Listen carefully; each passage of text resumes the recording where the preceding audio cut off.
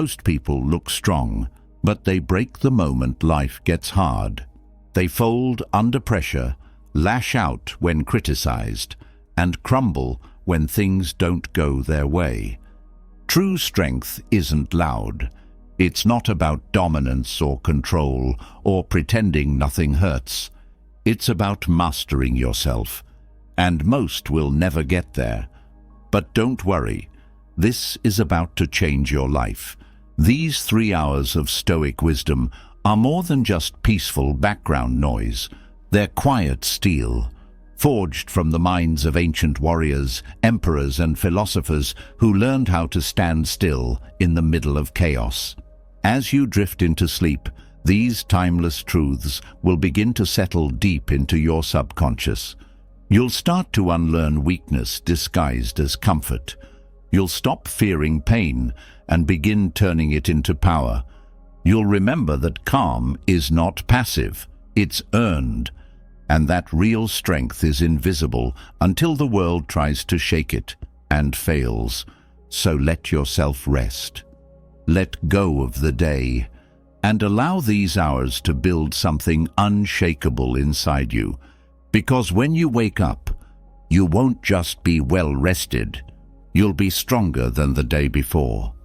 Have you ever found yourself in a tricky situation where someone publicly disrespects you?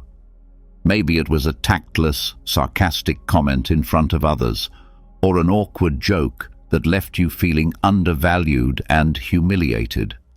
In moments like these, have you ever wondered, how should I respond to not just maintain my dignity, but actually earn respect even from people who habitually disregard others' value?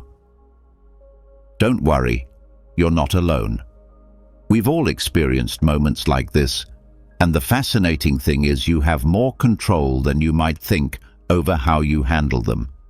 In this video, we're diving into some effective tips and psychological techniques inspired by the timeless wisdom of Stoic philosophy. These strategies won't just help you navigate difficult situations calmly, they'll also help you gain respect from those around you. Stick around because we're going to explore exactly how to respond intelligently, turning uncomfortable moments into opportunities to affirm your self-worth. Let's start by understanding why you sometimes find yourself in these situations. In many cases, it's not because people hate you or hold a personal grudge.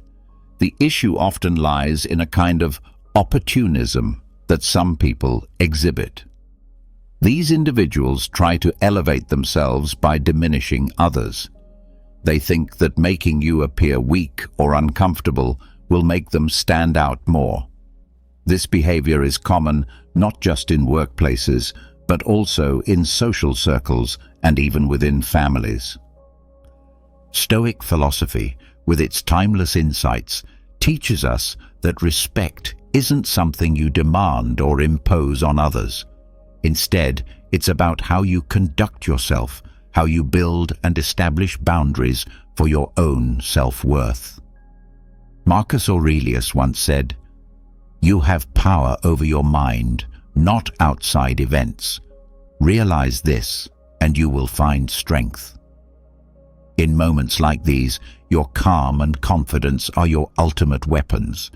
But it's not just about how you handle unpleasant situations. The bigger picture is creating an environment where respect for you becomes a given. What does that mean?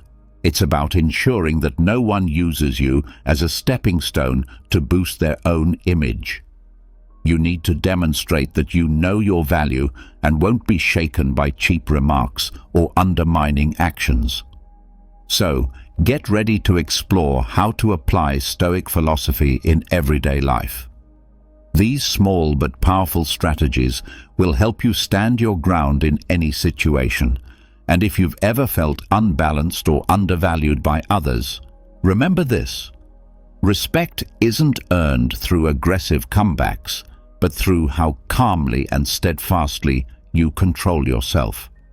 Now, let's dive into these practical solutions and show you how to handle disrespect with grace and strength.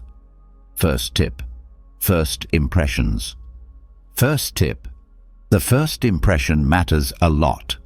First impressions are the foundation of how you are perceived, and interestingly, it's often less about what you say and more about how you present yourself.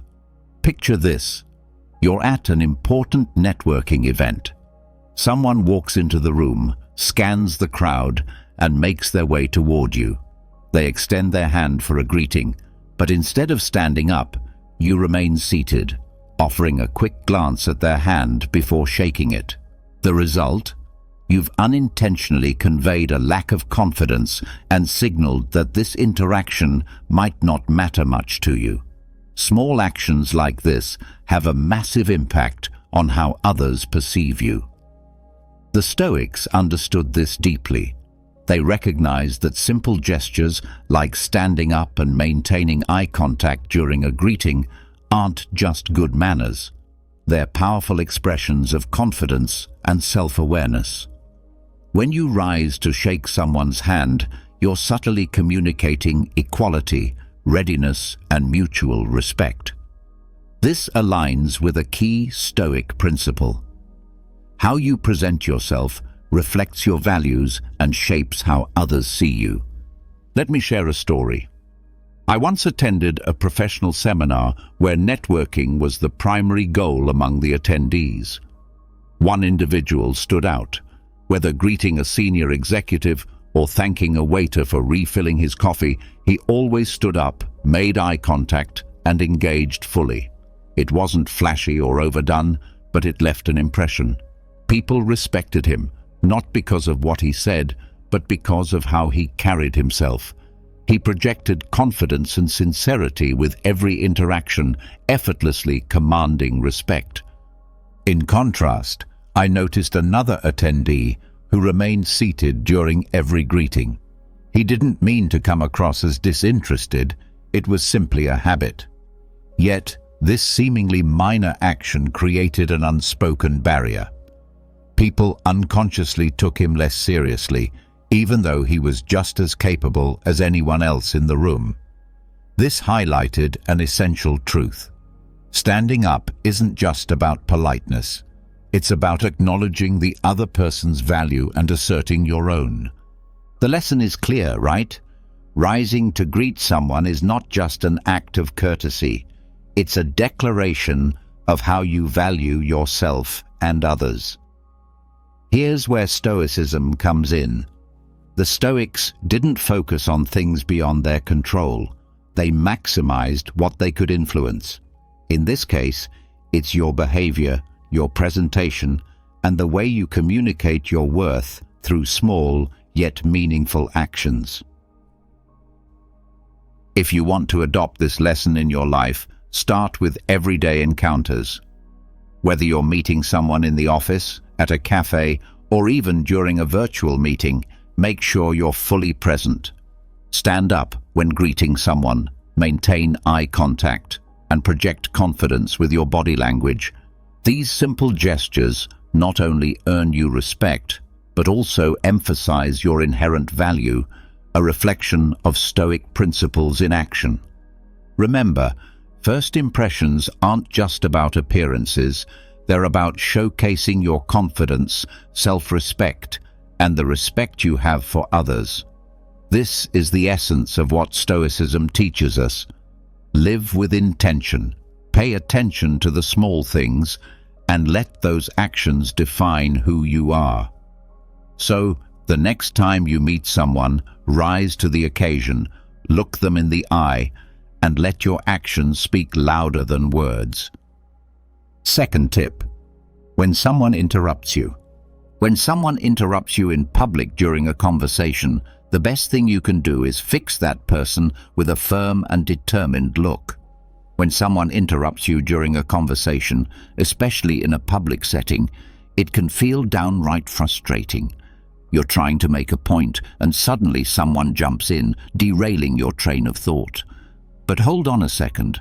The natural reaction for many is to get angry or respond sharply, but that often only escalates the situation and makes you appear less composed.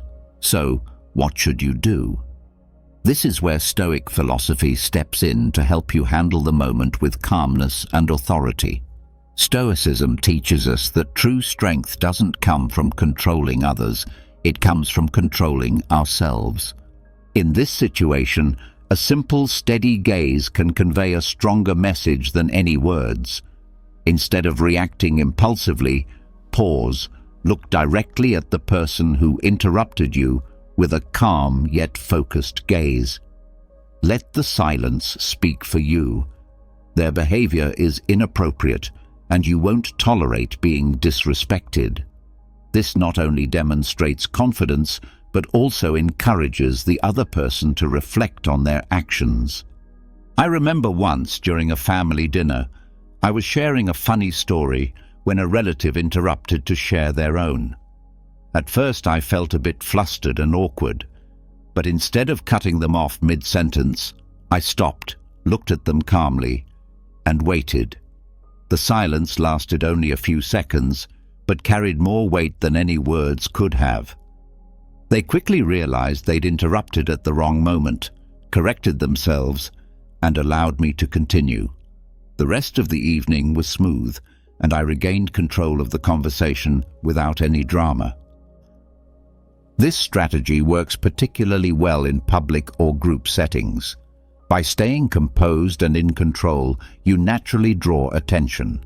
Your presence becomes stronger, and you don't need to raise your voice or argue to reclaim your space in the conversation. Stoicism teaches us not to let others' actions dictate our emotions. Instead, we use tools like body language and calmness to steer the situation without losing our dignity. But the gaze is just the beginning. Once the interruption is addressed politely but firmly, resume your point.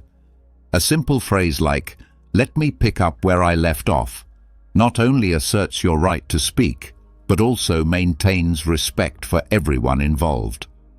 Remember, the goal isn't to embarrass the other person, but to set a clear expectation that respect in communication is non-negotiable. What's remarkable about this approach is that it requires no aggression or intimidation. Just stay calm, avoid showing anger, and let your actions speak volumes.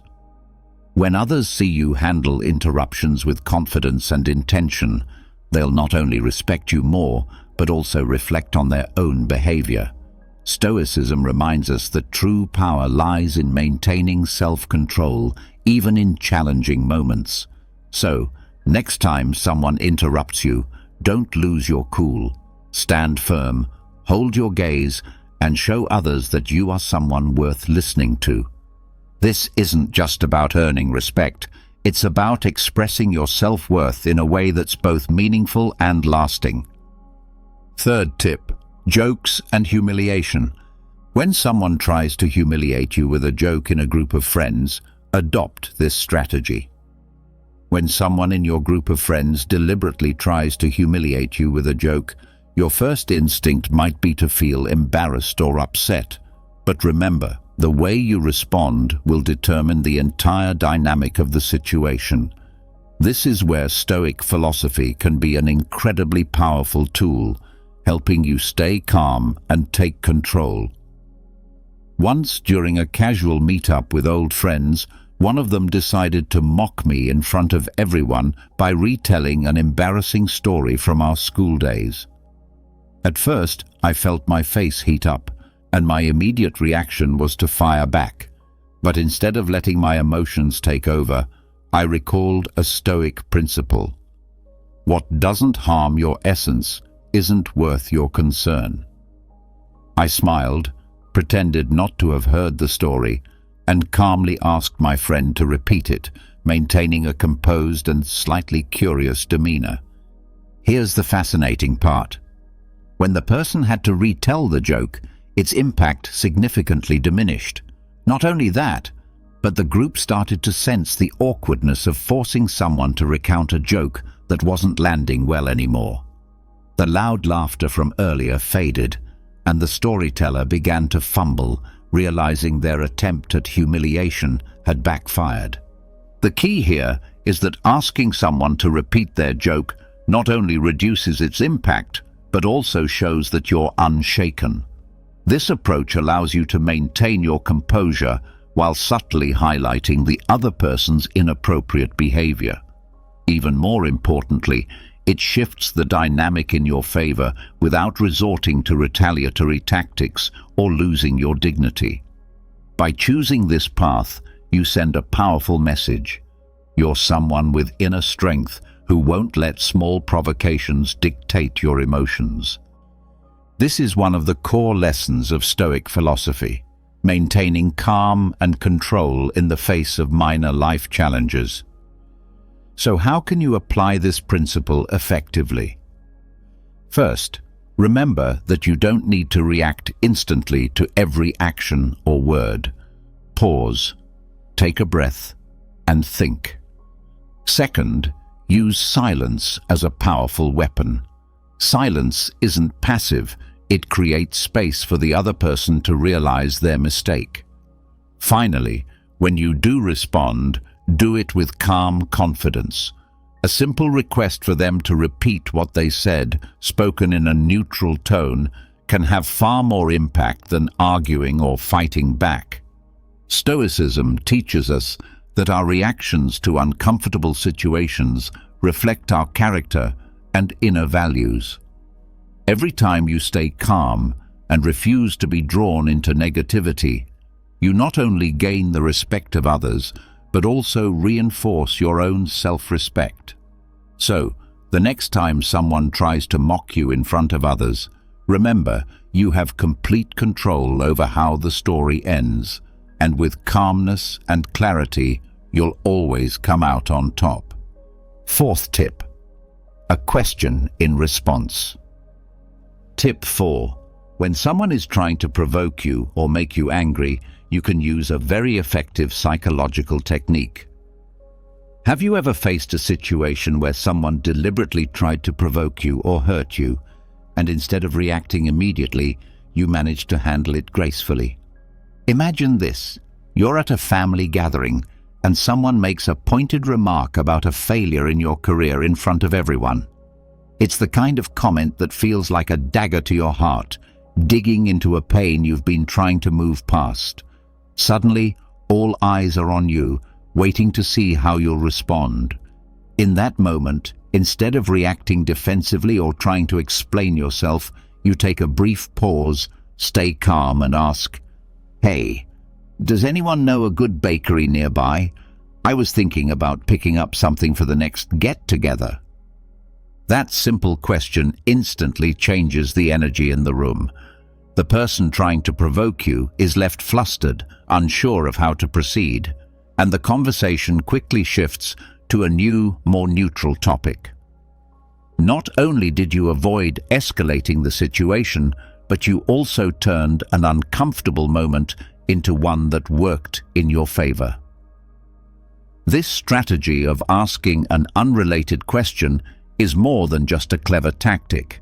It's a way of reclaiming control over your emotions and the situation. By interrupting the flow of provocation, you redirect attention away from the negative energy and refuse to give the instigator the satisfaction of seeing you upset. It's a perfect example of practicing Stoic principles, focusing on what you can control and refusing to let external circumstances dictate your peace of mind. As Epictetus wisely said, "It's not what happens to you, but how you react to it that matters." The brilliance of this technique lies in its ability to derail negativity without confrontation. A well-timed, unrelated question disrupts the instigator's train of thought, making it nearly impossible for them to continue their attempt to provoke you. At the same time, it allows you to maintain your composure and project a sense of confidence and self-control. This is a powerful way to command respect in any social situation. To make this approach work, it's essential to keep your tone and demeanor natural. If it seems forced or calculated, it might come across as insincere. Choose a simple, neutral question or comment that feels organic to the moment, something about a nearby restaurant, a recent event, or even a casual observation. The goal is not to dodge the situation awkwardly, but to shift the conversation with subtlety and ease. This technique doesn't just work in the moment. It builds long-term resilience and inner strength. By refusing to be dragged into emotional conflicts, you demonstrate to yourself and others that you're in control. People around you will notice this composure and come to respect you for it. More importantly, using this strategy is a step toward cultivating the core Stoic value of focusing on what you can control. You can't dictate how others behave, but you can decide how you respond. In doing so, you reinforce your sense of self-worth and send a clear message. You will not allow others to undermine your peace or dignity. Next time you find yourself in a situation where someone's words are aimed to provoke or hurt, remember this approach. Ask a simple, unrelated question and observe how the dynamic changes. You'll not only diffuse the tension, but also feel empowered by your ability to rise above it. As Marcus Aurelius wisely reminded us, true power comes from maintaining peace of mind, regardless of external circumstances. By mastering this, you'll not only handle challenges with grace, but also elevate the respect others have for you in any situation. Let's move on to the fifth and final tip: walking away. Have you ever found yourself in a situation where you felt undervalued, disrespected, or even completely ignored? It's not a pleasant feeling, but sometimes the best way to protect your self-respect is to choose to walk away. Stoic philosophy teaches us that respect isn't something you can demand. It's something you cultivate by knowing your own worth. And sometimes walking away isn't a sign of failure. It's a demonstration of strength and self-worth. Let me share a story with you. A friend of mine, Sarah, was an exceptional creative professional. One day, she joined a major project at her company. However, instead of being recognized for her relentless efforts, she was constantly ridiculed by her manager in front of the team. They would interrupt her in meetings, dismiss her ideas, and make her feel as if her contributions didn't matter. At first, Sarah tried harder, believing she needed to prove herself, but after months of frustration, she realized she didn't need to beg for respect from people unwilling to give it. A pivotal meeting changed everything. Once again, her idea was brushed aside without any reason. This time, Sarah calmly closed her laptop, stood up, and said she would put her energy into a place where it was valued. She walked out of the meeting, leaving her colleagues stunned. That same day, she submitted her resignation, not out of anger, but as an act of self-preservation.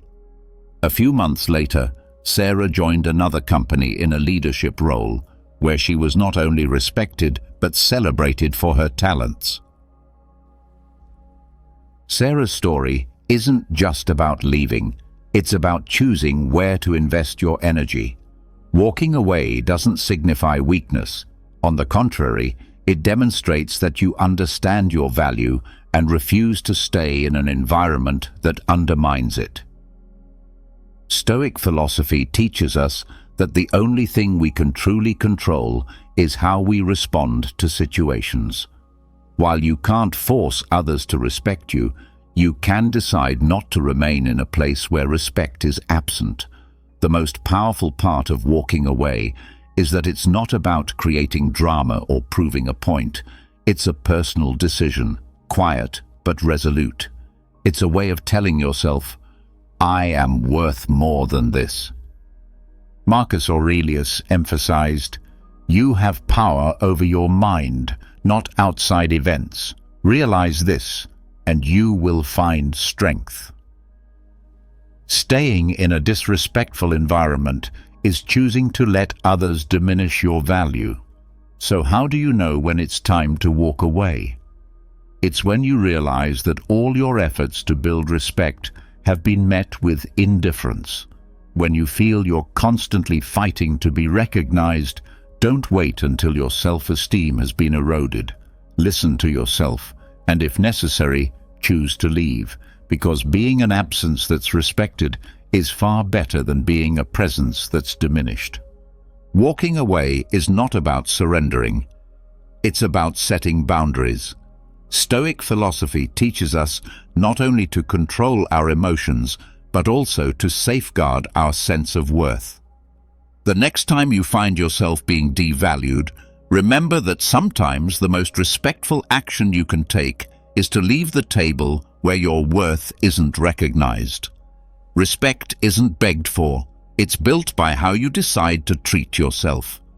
I would love to hear about your journey and triumphs. Please hit subscribe, turn on the notification bell, and leave a comment below to share your story, your successes, and even the challenges you've overcome. If you're not sure what to comment, just write, "I can do it," to show that you've completed this session. Your engagement helps this community grow toward wisdom and the art of turning every challenge into an opportunity. I'll leave 2 more videos here so you can continue learning and growing on your personal development journey. Thank you, and I'll see you in the next video. Have you ever been around someone whose presence alone drains your energy, manipulates your emotions, or leaves chaos in their wake? Unfortunately, evil doesn't just exist in myths or movies.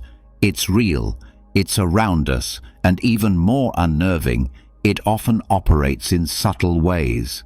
But don't worry, with a little awareness, you can spot the warning signs and protect yourself. Evil people don't show up with horns or tails, but their actions reveal their true nature. They manipulate, destroy, and exploit your kindness for their gain. The good news? You don't have to be a detective to recognize them. Ancient Stoic philosophers like Marcus Aurelius have shared timeless wisdom on how to identify evil and guard yourself against it. In this video, I'll uncover 10 evident signs that you're dealing with an evil person, signs you simply can't ignore. These insights will empower you to maintain your peace and safeguard your energy. So let's dive in and learn how to navigate this world with clarity and confidence. Ready? Let's get started. Number 1. Constant manipulation. Seneca once said, "He who has many fears also has many things to manipulate." This isn't just a reminder, but a warning about the power of manipulation in the hands of malicious people. These individuals don't thrive on integrity, they flourish by distorting reality, turning lies into their most effective weapon. I remember a time when I worked with a colleague I initially trusted. He was skillful at praising me in front of others, making me feel recognized and valued. But behind the scenes, he began spinning subtle narratives, quietly undermining my work and inflating minor mistakes into major issues for the management. When I sensed something was off and decided to confront him, he remained calm, saying he was merely helping me improve. It made me question myself. Was I doing something wrong? I started doubting my abilities. In truth, he wasn't helping me at all. He was pushing me into a state of dependence, making me feel I needed his guidance to be good enough. This is how manipulation operates. It doesn't just disorient you, it erodes your confidence. Manipulators don't build relationships on trust and honesty. They exploit your vulnerabilities to gain control. They deftly prey on your uncertainties, convincing you that only they understand you and that only they can guide you. Stoic philosophy teaches us that the key to combating manipulation is clarity and self-control. A truly virtuous person will always lead you toward independence and autonomy, not entangle you in dependency. If someone in your life constantly urges you to follow their lead while disregarding your boundaries or personal autonomy, it's a clear sign you need to step back. Remember Epictetus's wisdom: no man is free who is not master of himself. By refusing to participate in their manipulation game, you reclaim control over your thoughts, actions, and decisions. Mental clarity and self-awareness are the antidotes to their toxic influence. You don't need to argue or prove yourself. Just step out of their manipulation and hold on to your freedom. Number 2. A mask of charm. Epictetus once reminded us that appearances, no matter how dazzling, often hide the truth beneath. Have you ever encountered someone whose charm seemed almost too perfect, as if scripted from a movie? Their radiant smile, soothing words, and ability to make you feel special, everything seemed like a flawless performance. But when you take a step back and look closer, you might realize that behind the facade lies a motive far from genuine. Charm, when used sincerely, is a wonderful thing. It connects people, builds trust, and creates meaningful relationships. But in the hands of someone with darker intentions, charm becomes a deadly weapon. They know how to capture your heart, disarm you with their carefully crafted words, and present themselves as the friend you've always sought, the perfect partner, or even a trusted mentor. Yet their charm is hollow, like a glossy shell concealing a bitter truth. Marcus Aurelius once warned us, "The soul becomes dyed with the color of its thoughts." These individuals don't just manipulate, they use their charm to mask their true nature: selfishness, deceit, and manipulation. Observe how they behave when no one is watching. How do they treat those who offer them no benefit? Words can be beautifully decorated, but actions paint the truest picture of character. I once knew a friend who had an uncanny ability to make everyone feel adored. He showered people with compliments, making them believe they were genuinely special to him. But over time, I realized he wasn't the person he appeared to be. His praise felt calculated, serving as a tool to extract something in return, and when there was nothing left to gain, he quickly distanced himself, often bad-mouthing the same people he once flattered. How do you break free from their enchantment? Don't ignore the subtle warnings in your gut. If you feel charmed yet uneasy, trust that instinct. These manipulative individuals rely on your willingness to overlook the red flags, to believe in the illusion they've created. Stoic philosophy teaches us that the truth doesn't need a mask. Genuine kindness shines on its own without pretense. So step past the glittering surface and seek the truth beneath. Authentic goodness doesn't need a disguise. Number 3. Lies without conscience. Marcus Aurelius once advised that nothing should be done if it isn't right, and nothing should be said if it isn't true. Yet for truly malicious individuals, truth is merely an obstacle. They don't lie out of carelessness. They lie because deceit has become their second nature. Their lies aren't random. They're crafted with purpose, whether it's to gain power, evade responsibility, or distort your perception of reality. Imagine a friend who consistently weaves elaborate tales to gain credibility. Once, she convinced you that she single-handedly managed a critical project, claiming full responsibility for its success.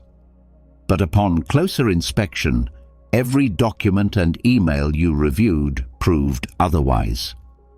When confronted, instead of owning up, she accused you of misunderstanding the situation, deflecting attention to unrelated details. This is how master manipulators operate. They make you question your memory and judgment, subtly eroding your grip on reality. Evil manipulators exploit your uncertainty, convincing you they know better. And in doing so, they seize control of the narrative. Their lies demand constant upkeep, new layers of deceit to cover the old ones. But herein lies their Achilles heel. Truth is resilient, requiring no maintenance, while lies are fragile, constantly at risk of unraveling. To protect yourself, pay attention to inconsistencies. Do their stories shift under pressure?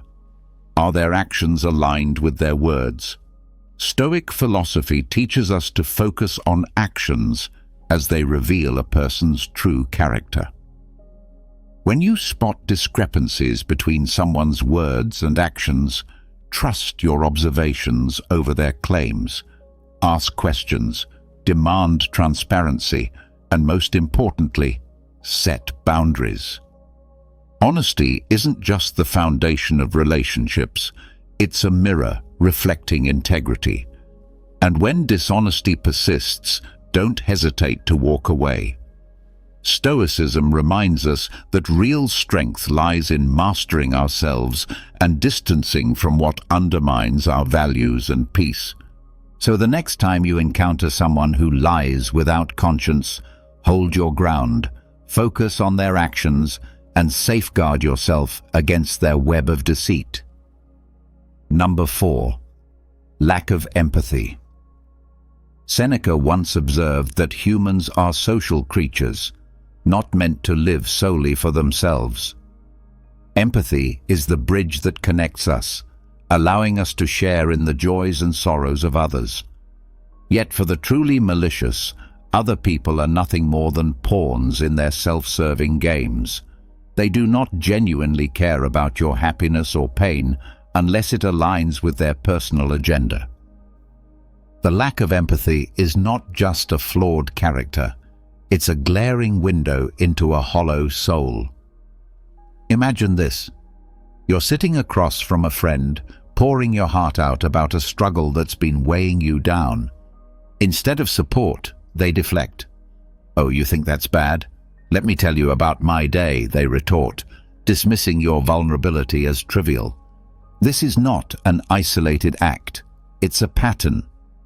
These individuals are unwilling, or worse, incapable, of stepping outside their own interests to connect with your experience. Their detachment manifests in a chilling indifference or even silent delight in your misfortunes, leaving a void where empathy should reside. Empathy isn't just a nice-to-have, it's the cornerstone of meaningful relationships. Without it, interactions become transactional, one-sided, and emotionally draining. Malicious individuals leverage their lack of empathy to further their selfish goals. They may feign compassion when it's convenient, but their apathy becomes evident the moment their mask slips. As Marcus Aurelius wisely advised, no more arguing about what a good man should be one. So what do you do when faced with such indifference? Set firm boundaries. Protect your peace and do not allow their coldness to diminish your worth. Seek relationships built on mutual respect and understanding, relationships that uplift rather than tear down. Surround yourself with people who celebrate your joy and stand with you in sorrow, because true connection is rooted in empathy, not exploitation. Before we move on to the next sign, if you're liking the video, don't forget to hit the like button and subscribe to the channel with the bell so you don't miss out on future videos. And if you enjoy this kind of content as much as I do, comment, "I see the signs." Let's keep learning. Number 5. The hunger for control. For an evil person, control isn't just a habit, it's their lifeline. They want to dominate everything around them, from relationships and thoughts to even the smallest of your decisions. Marcus Aurelius once said that your mind is under your control, not external circumstances. When you realize this, you discover your true strength. But this strength is precisely what malicious individuals seek to strip from you, because they know that controlling your mind is the key to ruling your entire life. I once knew someone who initially appeared trustworthy. At first, their advice seemed thoughtful and genuinely helpful. Over time, however, a troubling pattern emerged. They began inserting subtle, undermining remarks into conversations, casting doubt on my decisions and making me feel as though I needed their guidance to make the right choices. Once, when I was considering joining an important project, they convinced me that I wasn't capable, urging me to let them take the lead. At the time, I complied because they made me feel incapable of trusting my own judgment. In hindsight, it was clear they simply wanted to keep me under their control, ensuring I would never outgrow them. People like this don't just want to influence your actions, they aim to dominate your thoughts and emotions. They use guilt, shame, or sweet words to make you dependent on them. They're not invested in your growth. Their goal is to keep you within their grasp. Over time, you begin doubting yourself, your abilities, and your worth, leaving your autonomy eroded. Epictetus wisely said that freedom is the only worthy goal in life, and that freedom comes from refusing to be controlled by what lies beyond our influence. Malicious individuals know this well, and they'll stop at nothing to imprison your mind. But you don't have to live that way. You have the right to reject their games. Ask yourself, does this align with my values?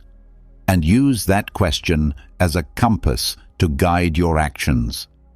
Autonomy is the greatest power you possess, and it's not for anyone to take from you. Marcus Aurelius reminded us that the quality of our thoughts determines the happiness of our lives. Don't let anyone shape your reality or make you question your value. Protect your mind. It is the starting point of true freedom. Those who genuinely care for you will never try to control you. Instead, they'll empower you to make your own decisions and grow in your own way.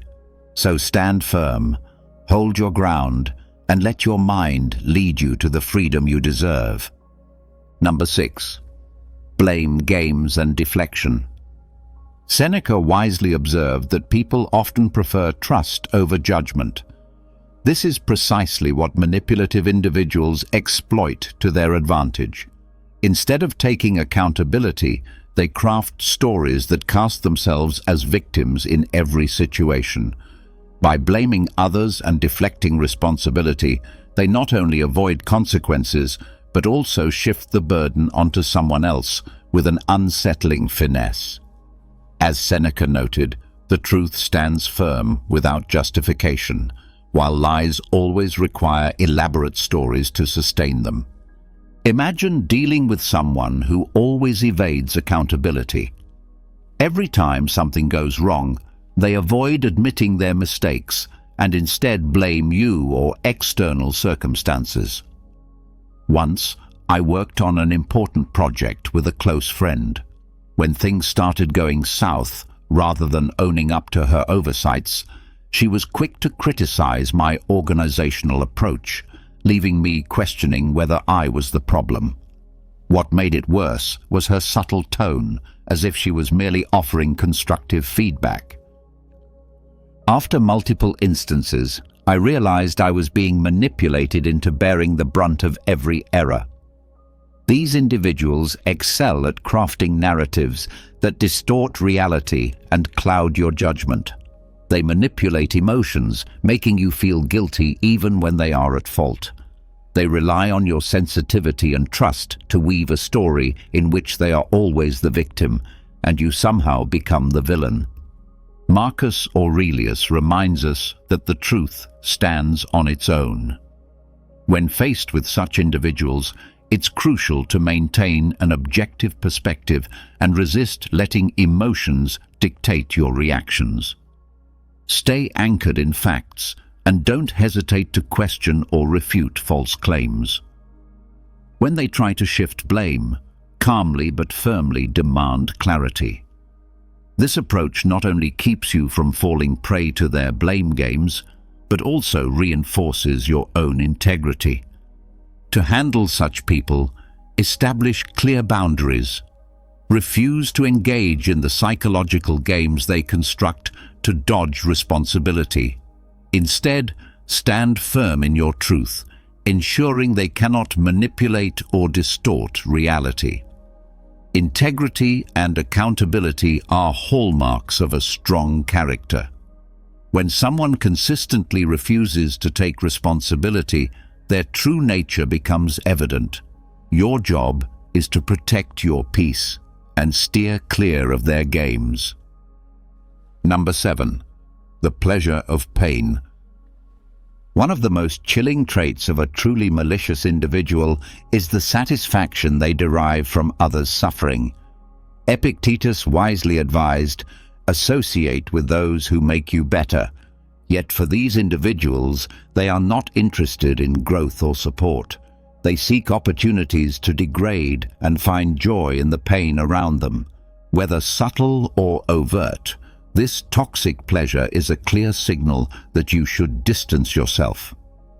This delight in others' misery often begins with small, seemingly harmless actions. It could be a sarcastic remark, a mocking laugh at someone's misfortune, or a smirk of satisfaction when witnessing someone else's failure. Over time, these behaviors reveal their true nature. They don't seek to elevate themselves through hard work or merit, but by standing on the shoulders of those they tear down. I once had a friend who reveled in sharing the missteps of others with a strange enthusiasm. One day, she chuckled when a co-worker was publicly reprimanded in the office. At first, I thought it was mere indifference, but as time passed, it became clear this was her way of feeling powerful.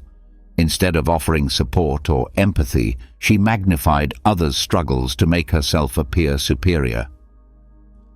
Seneca once said, "No man is more unhappy than one who never faces adversity." However, for such individuals, adversity isn't a lesson, it's a tool. Their joy doesn't come from achieving anything meaningful, but from watching others stumble. They sabotage, gossip, or intentionally harm to feed their ego. At the root of this behavior lies deep insecurity. They need others to suffer to feel better about themselves. But this fleeting satisfaction is just a temporary mask for their inner emptiness. To counter individuals like this, Stoic philosophy underscores the importance of safeguarding your self-worth and choosing relationships that foster growth. Recognize the signs, their indifference, their enjoyment of others' pain, or their fixation on failures to feel superior. Step away from them, because every moment you spend in their presence is a moment you lose peace and self-value. Surround yourself with those who lift you up, those who celebrate your growth rather than diminish it. These are the people who not only respect you, but encourage you to be the best version of yourself. True joy is never built on the suffering of others, but on shared success and genuine relationships. Number 8. Isolation as a weapon. Marcus Aurelius once said that humans are born to cooperate. Our strength lies in unity, shared experiences, and the encouragement of those who care for us. But for malicious individuals, this natural order is precisely what they aim to disrupt. One of their most potent weapons is isolation. By separating you from loved ones, friends, or support groups, they not only strip away your emotional strength, but also make you easier to control and manipulate. I once had a friend who initially seemed genuine and caring. Over time, however, she started making subtle negative comments about people close to me. "Your best friend doesn't really treat you well," she'd say, with a serious tone, or "Your family doesn't understand you the way I do." At first, I brushed off her remarks, thinking she was just looking out for me. But as time passed, these comments became more frequent, creating doubt and distancing me from the relationships that had always been my strongest support system. Her approach was gentle, yet calculated, effectively isolating me from those who mattered most. This tactic is no accident. It's a deliberate psychological maneuver used by toxic individuals to sow insecurity and make you believe they're the only ones who truly care. The more isolated you become, the greater their control over you grows. But here's what they don't want you to realize. True strength comes from connection, from genuine and solid relationships. Unity is the foundation of resilience. If you start noticing feelings of loneliness or detachment from your loved ones, pause and reflect. Reevaluate the situation. Trust your instincts, and don't hesitate to reach out to those who truly matter to you. Speak to friends, family, and close confidants. They are the foundation that keeps you grounded, even when life feels unstable. Stoic philosophy reminds us that we are not meant to live in isolation. We are part of a larger community, and authentic relationships are where our true power lies. So don't let anyone convince you otherwise. Protect your connections, and you'll find the strength to rise above any manipulation. Number 9. Jealous in disguise. Envy is a toxic emotion, but it becomes most dangerous when it's disguised as concern or goodwill. Seneca once reminded us that envy is the ulcer of the soul, and for those who harbor it, their advice or attention often isn't meant to uplift you, but rather to chip away at your confidence. Such individuals can't stand the happiness or success of others. Cloaked in seemingly helpful advice or compliments, they sow seeds of doubt about your worth. I once had a friend who always seemed deeply invested in my achievements. After I completed a major project I was incredibly proud of, she said, "That's great, but maybe next time you should push yourself a bit more to really reach a higher standard." At first, I thought it was genuine advice, but upon reflection, her tone carried an undertone, a subtle cut not to lift me up, but to diminish what I'd accomplished. What seemed like harmless feedback was, in reality, a way to make me feel like I wasn't good enough. These false compliments are often mixed with remarks that undermine. A jealous person won't attack you outright. Instead, they plant small doubts in your mind, making you question your capabilities and success. They might say things like, "You did really well, but don't get too excited. There's always room for improvement." Or, "That's amazing, but I heard someone else did something similar and got even better results." This behavior is neither care nor goodwill. It's a strategy to pull you down to their level. Envious individuals cannot celebrate your light because it highlights the shadows within themselves. They don't want to see you thrive. They want to see you shrink so they no longer feel threatened. Stoic philosophy teaches us to trust our intuition. If you sense something off in someone's praise or advice, listen to that feeling. Look deeper into the true intentions behind seemingly harmless words. A truly kind person will elevate you, praise you wholeheartedly, and encourage you to go further. In contrast, a jealous person uses their words as tools to control your emotions and chip away at your confidence. To protect yourself, set clear boundaries and don't let anyone diminish your worth. Surround yourself with those who genuinely celebrate your success, people who not only help you shine, but push you to reach new heights. Remember, you don't need to dim your light to make others feel more comfortable. Stand firm in your value and let your light shine brightly. Number 10. The unrepentant heart. One of the clearest signs of an evil person is an unrepentant heart. Marcus Aurelius taught that we should not waste time debating what a good person should be, but instead focus on taking actions to improve ourselves. However, evil individuals often do the exact opposite. They cling to destructive habits, never admit fault, and certainly have no intention of repairing the damage they cause. They live in denial, justifying their actions with elaborate excuses, making it seem as if the problem never lies with them. Think of someone you've known, a person who always had an excuse for every mistake. When they hurt others, instead of apologizing, they'd blame the circumstances or argue that others are no better. Whenever someone tried to explain how their behavior caused harm, they'd deflect, shift blame, or even accuse the other person of overreacting. But what truly stands out is their complete refusal to change. To them, self-reflection and correcting wrongs are seen as weaknesses, while stubbornness is viewed as a strength. This mindset starkly contrasts with Stoic philosophy. A Stoic understands that self-reflection, admitting mistakes and making amends are not signs of weakness, but of courage and self-respect. Those with unrepentant hearts not only hurt others, but also reject the opportunity for personal growth and maturity. If you're close to someone who constantly justifies their actions, avoids accountability, and never seeks to repair the harm they've done, take a moment to reflect. Not everyone is willing to grow or change. Protect yourself from toxic relationships like these, and invest your energy in those who lift you up, people with the courage to confront their own flaws and strive to be better.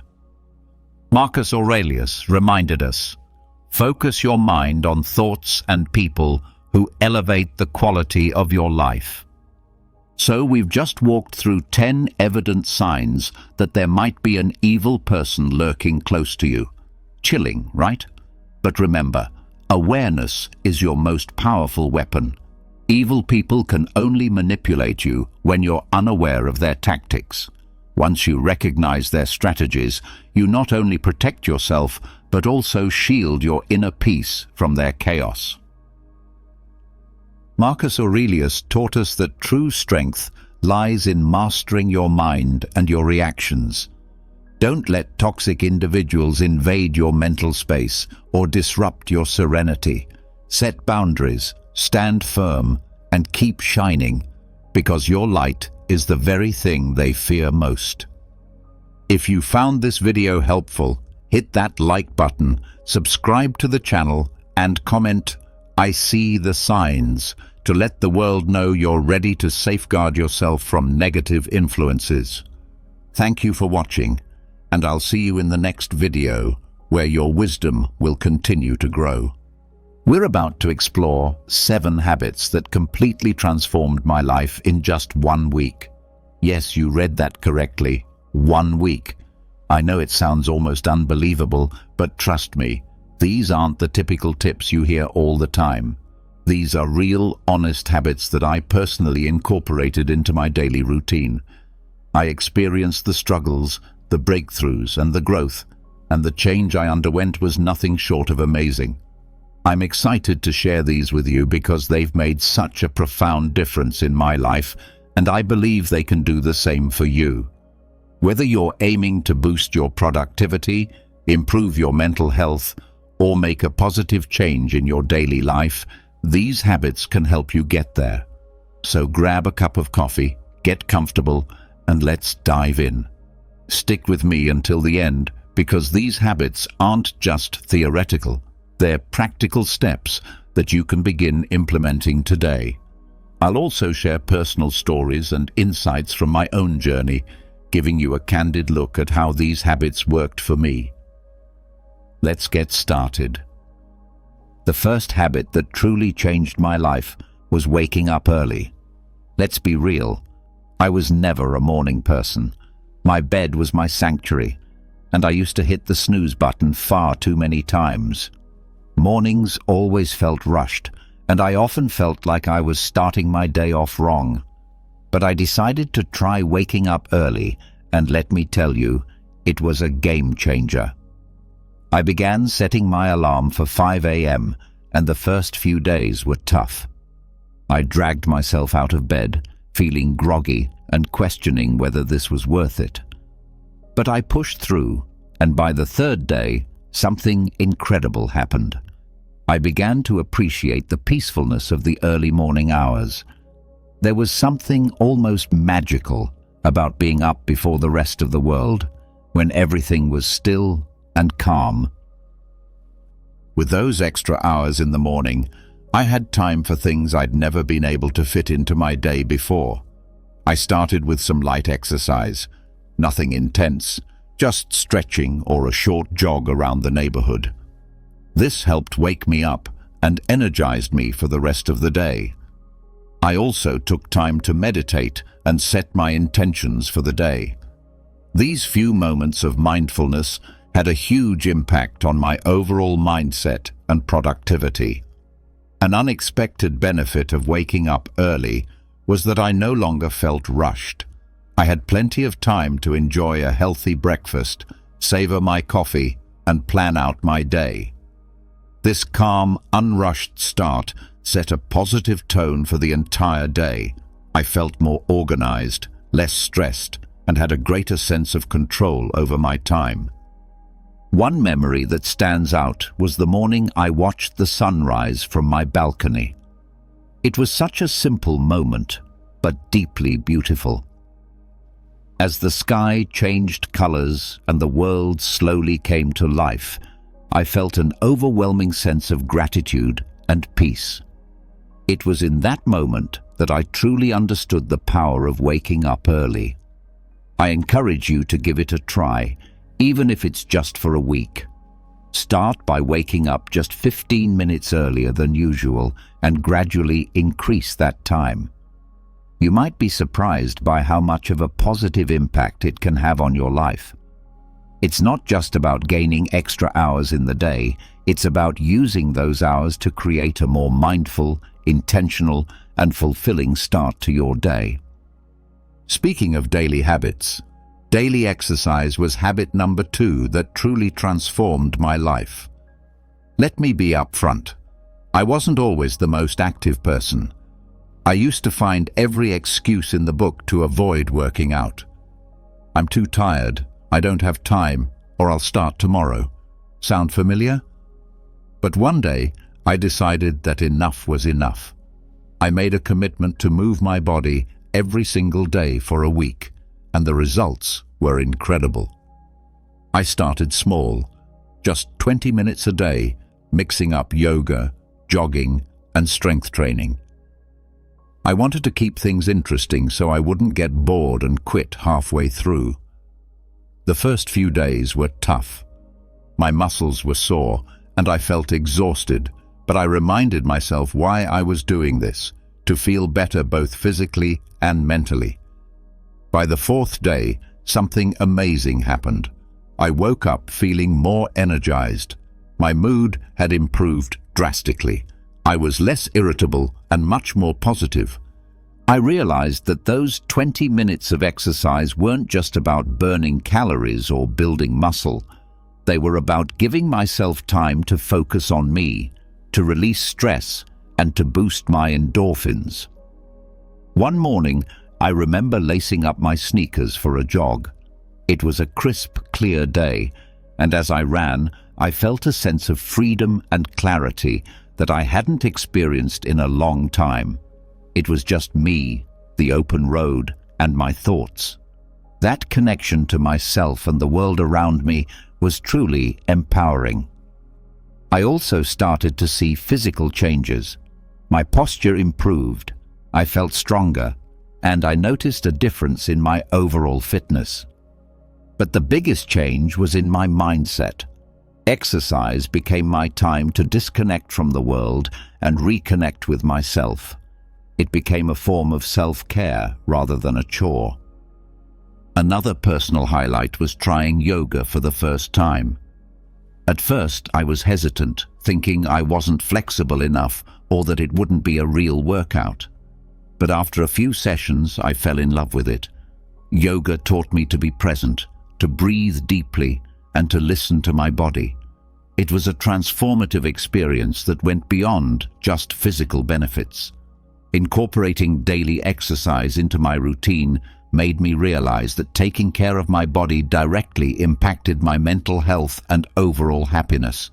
It's not about being perfect or pushing yourself to extremes.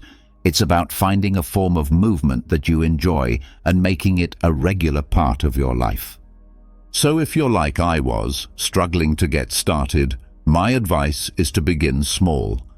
Find something you enjoy, whether it's dancing, hiking, or just going for a brisk walk.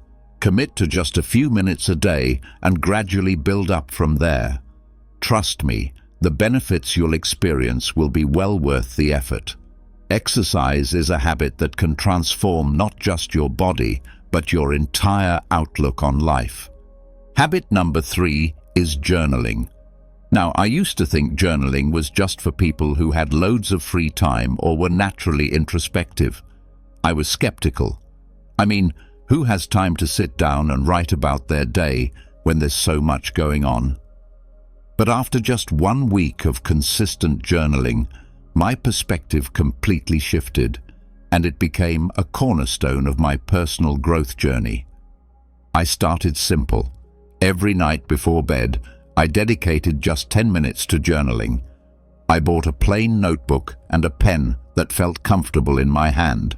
No fancy apps, no pressure to make it look pretty, just me and my thoughts. The first night I sat down to write, I didn't know where to begin. But as I kept writing, I found that I was not only reflecting on my day, but also gaining insights into myself, my thoughts, and my emotions. It became an important practice that helped me process my day, focus on gratitude, and set intentions for the future. The first night, I stared at the blank page, unsure of what to write. But then, I began with something basic: how my day went, what made me happy, and what I struggled with. As the days passed, I began to dive deeper. I wrote about my goals, my fears, my dreams, and even my insecurities. It felt like having a conversation with myself, and that's when the magic happened. I started to notice patterns in my thoughts and behaviors. I realized that some of the things I worried about were completely out of my control, while others were areas where I could take actionable steps. One night, I wrote about a particularly stressful day at work. By putting my thoughts on paper, I was able to process my emotions better. I wrote about what specifically stressed me out, how it made me feel, and what I could do differently next time. This simple act of reflection helped me gain clarity and feel more in control of my emotions. Another powerful aspect of journaling was tracking my progress. I noted down small victories and milestones, no matter how minor they seemed. Looking back at these entries filled me with a sense of accomplishment and motivated me to keep pushing forward. For example, I wrote about a presentation I was nervous about and how I prepared for it. Seeing my preparation process and the positive outcome documented in my journal was incredibly encouraging. I also started a gratitude section in my journal. Every day, I wrote down 3 things I was grateful for. This practice shifted my focus from what was lacking in my life to appreciating what I already had. It was a simple yet profound shift that brought more positivity into my daily life. One particularly memorable entry was about a random act of kindness I experienced. A stranger helped me when I was struggling with my grocery bags. Writing about this act of kindness not only made me feel grateful, but also inspired me to pay it forward. Through journaling, I discovered a lot about myself, my desires, my fears, my strengths, and my weaknesses. It became a form of therapy, a way to untangle the complex web of thoughts and emotions that we all carry around. It provided a safe space where I could be completely honest with myself without fear of judgment. If you've never tried journaling, I highly encourage you to start. Don't worry about writing perfectly or having profound thoughts. Just write whatever comes to mind. It could be a stream of consciousness, a recap of your day, or reflections on a specific event. Give yourself the freedom to express whatever you're feeling. You might be surprised at how much clarity and peace it brings into your life. Remember, it's not about what you write, it's about the process of writing itself. Next up, mindful eating. This was a big one for me because, like many people, I used to eat on the go, barely paying attention to what or how much I was consuming. My meals were often rushed and distracted, eaten while scrolling through my phone or working on my laptop. I didn't realize how much this was affecting my overall well-being until I decided to give mindful eating a try for 1 week. Mindful eating is all about paying full attention to the experience of eating and drinking, both inside and outside the body. It's about savoring each bite, noticing the flavors, textures, and even the sounds of your food. So, I made a commitment to eat all my meals mindfully. I started by setting the scene for my meals. I cleared my dining table, set a nice place for myself, and removed any distractions. No phone, no TV, no laptop. At first, it felt a bit strange to sit quietly with my meal, but it quickly became a calming ritual. I began each meal with a few deep breaths to center myself and bring my focus to the present moment. One of the first things I noticed was how much more I enjoyed my food. I took the time to really taste and appreciate each bite. Foods I had eaten hundreds of times before suddenly had new, delightful flavors and textures that I had never really noticed. For example, the crunch of fresh vegetables and the sweetness of ripe fruit became much more pronounced. It was like experiencing food in high definition. Another major change was how much more satisfied I felt after meals. By eating slowly and mindfully, I gave my body time to signal when it was full. This was a big shift for me, as I used to eat quickly and often ended up overeating. By paying attention to my hunger and fullness cues, I found that I naturally ate less and felt more satisfied. One memorable experience was with a simple bowl of oatmeal. Normally, I would wolf it down without a second thought, but this time I took it slow, savoring the creamy texture and the subtle sweetness of the honey I drizzled on top. It became a moment of gratitude and mindfulness that set a positive tone for the rest of my day. I also started to notice how different foods made me feel. Heavier processed foods left me feeling sluggish and bloated, while fresh whole foods made me feel energized and light. This awareness led me to make healthier choices naturally, without feeling deprived or restricted. Another aspect of mindful eating is being aware of the emotional connections we have with food. I started to recognize when I was eating out of boredom, stress, or emotional comfort, rather than true hunger. This awareness was powerful. Instead of mindlessly snacking, I could address the underlying emotion. Maybe I needed a break, some relaxation, or a chat with a friend, rather than a bag of chips. There was one particular evening when I had a craving for something sweet after dinner. Instead of automatically reaching for dessert, I paused and asked myself if I was truly hungry or just seeking a reward after a long day. I realized I wasn't actually hungry and opted for a warm cup of herbal tea instead. It was a small victory that highlighted how powerful mindful eating can be. Incorporating mindful eating into my life was a transformative experience. It helped me develop a healthier relationship with food, improved my digestion, and even enhanced my overall sense of well-being. It's a habit I've continued beyond that initial week, and I can't recommend it enough. If you're interested in trying mindful eating, start with just one meal a day.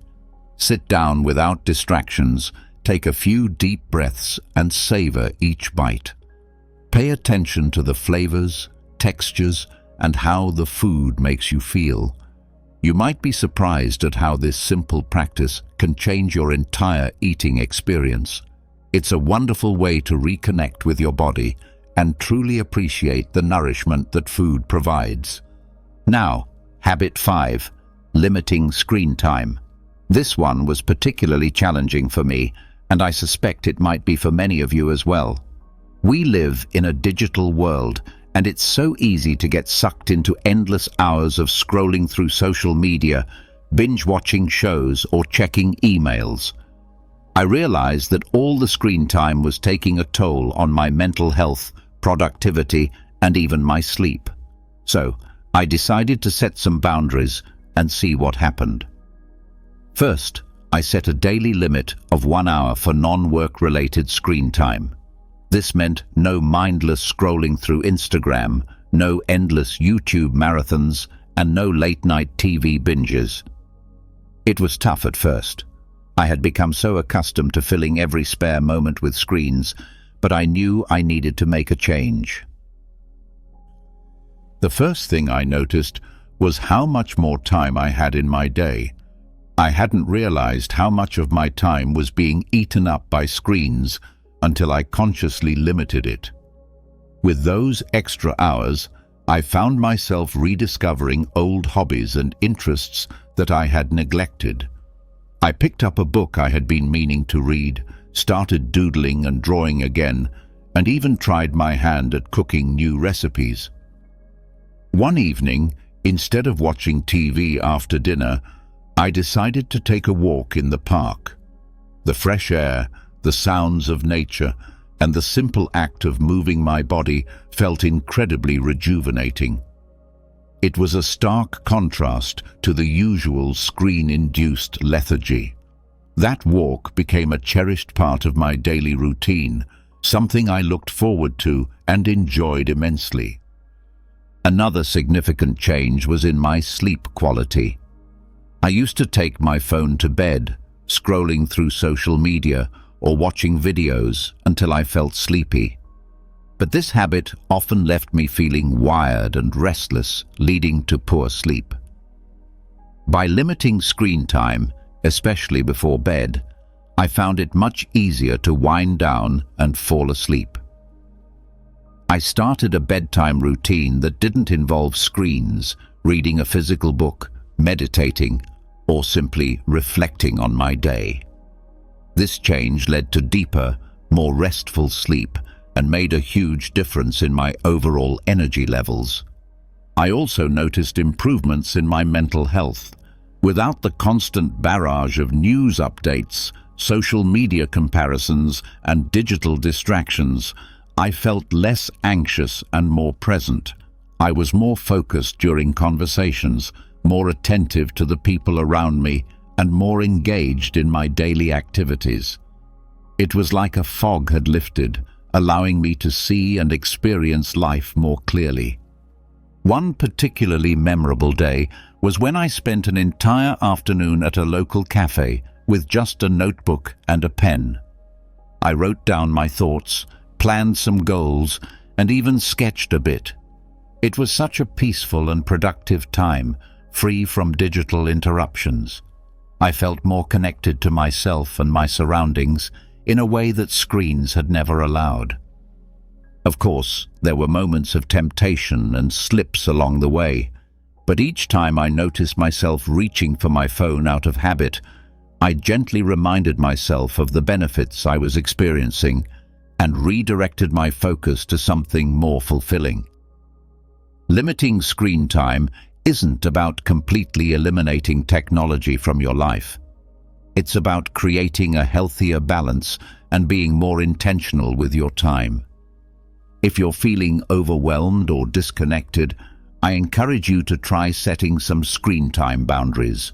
Start small, maybe with an hour less each day, and gradually increase it.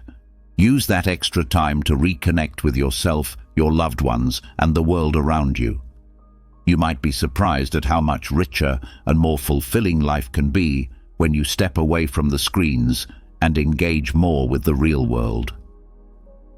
All right, everyone, that wraps up our journey through the 7 habits that dramatically changed my life in just 1 week. It's been an incredible experience, not just implementing these habits, but also sharing them with you. Each of these habits has the power to bring about significant positive changes, and I truly believe that if they worked for me, they can work for anyone. If any of these habits have inspired you, I encourage you to try them out for yourself. Start small, maybe with just 1 habit, and see how it feels. Adjust according to what suits your lifestyle and needs. Remember, the goal isn't perfection. It's progress. It's about making small, manageable changes that, over time, lead to substantial transformations.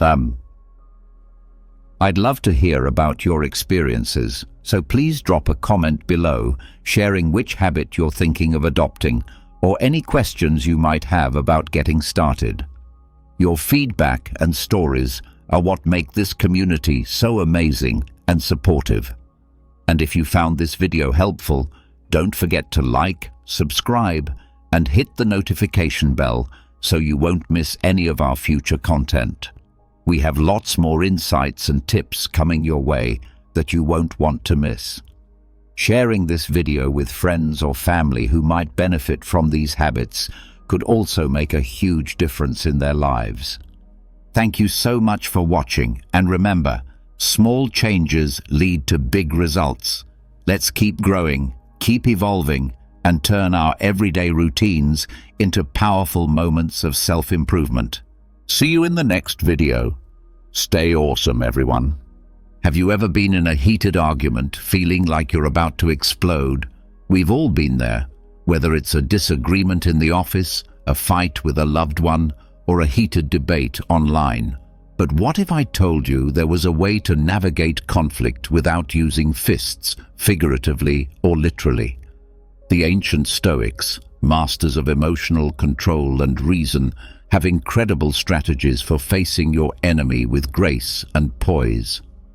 In this video, you'll discover 13 Stoic-inspired techniques to tackle conflict head-on, drawn from the wisdom of great thinkers like Seneca, Epictetus, and Marcus Aurelius. Trust me, these methods may require more patience and effort than throwing punches, but the rewards, inner peace, long-lasting solutions, and potentially transformed relationships are well worth the effort. So, are you ready to learn how to navigate conflict like a true Stoic? Remember to hit the subscribe button and the notification bell so you can see all of the videos on facing life's challenges with the timeless wisdom of Stoicism.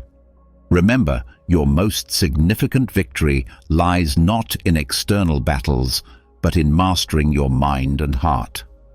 Number 1. Delve into the depths of your adversary. Say you are at the edge of a furious river, the rapids foaming and churning with rage. A prudent Stoic would stop before diving in, his eyes focused on the invisible depths below rather than the churning surface. Entering your opponent's mind is the crux of the first Stoic tactic. To put it metaphorically, the intensity of the situation makes it tempting to act quickly. However, proper comprehension requires putting aside judgment and looking above the apparent surface of the issue, as Epictetus reminds us when he says, "It is not the event itself that troubles us, but our view of it." Here's how to start this examination of Stoicism: the benefits of releasing. Step away from the present, inhale deeply, mentally pan out, and examine the circumstances with dispassionate interest. Put yourself as a fly on the wall and observe the exchange objectively. This emotional separation enables more in-depth observation and more logical reasoning. Investigate their why. Pose sincere queries rather than coming up with counter-arguments. Concentrate on learning the why underlying their statements and behaviors. What drives them? What worries them? And what do they want? What life events have influenced their viewpoint? Important insights can be gleaned by asking open-ended questions such as, "What brought you to this point?" Or, "What are your underlying concerns?" Examine through their lens, not agreement, but empathy. Try to put yourself in their position to comprehend their perspective, not to support their behavior. How might they perceive the circumstances? What principles and convictions motivate them? This activity aims to develop empathy, discover possible points of agreement, and experience the world through their eyes. Rather than agreeing with them, look for the secret river. Examine what's beneath the surface. Conflict frequently results from deeper problems like unfulfilled desires, fears, or injuries from the past. Consider looking past the current argument and pinpointing the underlying issues causing the conflict. What wants needs to be fulfilled? Which fears are surfacing? Recall that this is a search for understanding rather than approving their behavior. Your objective is to comprehend the layers of experience and perspective that influence the actions of your opponent. Just like a geologist studies the layers of rock to understand the terrain, you can find undiscovered common ground by practicing this Stoic depth-seeking technique. And you might also learn important things about yourself and your responses. The once raging river will become a calmer stream, with understanding and potential resolution engraved in its stones. Number 2. Choose your battles wisely. Disagreements abound in life, ranging from political arguments to arguments in parking lots. However, as the Stoics tell us, only some stones in the path require our whole focus. Getting involved in every dispute, no matter how minor, can wear us out emotionally. Thus, the second Stoic tactic urges us to pick our battles carefully. Picture yourself in front of a vast battleground. Every argument and point of contention has the potential to become a conflict. A prudent Stoic would pause, evaluating each terrain carefully before leaping into the fight. Is the battle worth it? In this skirmish, will it affect my health or the essential things to me? The following tenets of Stoic philosophy will assist you in selecting your battles.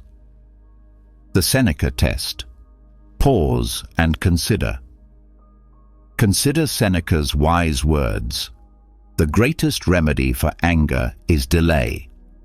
Remind yourself of the importance of pausing. Take a moment to calm down before responding automatically. Take a step back and evaluate the circumstances objectively. It's common for the heat of the moment to warp our perception, making prudent decisions challenging. Is the Epictetus inquiry still important? Consider the following crucial question for yourself. Is it not the event itself that stresses us, but our view of it? Epictetus said. Is there a genuine impact this debate is having on your morals, well-being, or something important in your life? Or is it just a tiny irritation, a stone in the road, instead of a mountain to be conquered? By concentrating your efforts on genuinely significant matters, you can address them with greater effectiveness and focus. The Marcus Aurelius Principle. Quiet can be beneficial at times. Acknowledge the power of letting go. Not deciding at all is often the best course of action. According to Marcus Aurelius, it is often enough to hold your tongue and let things pass.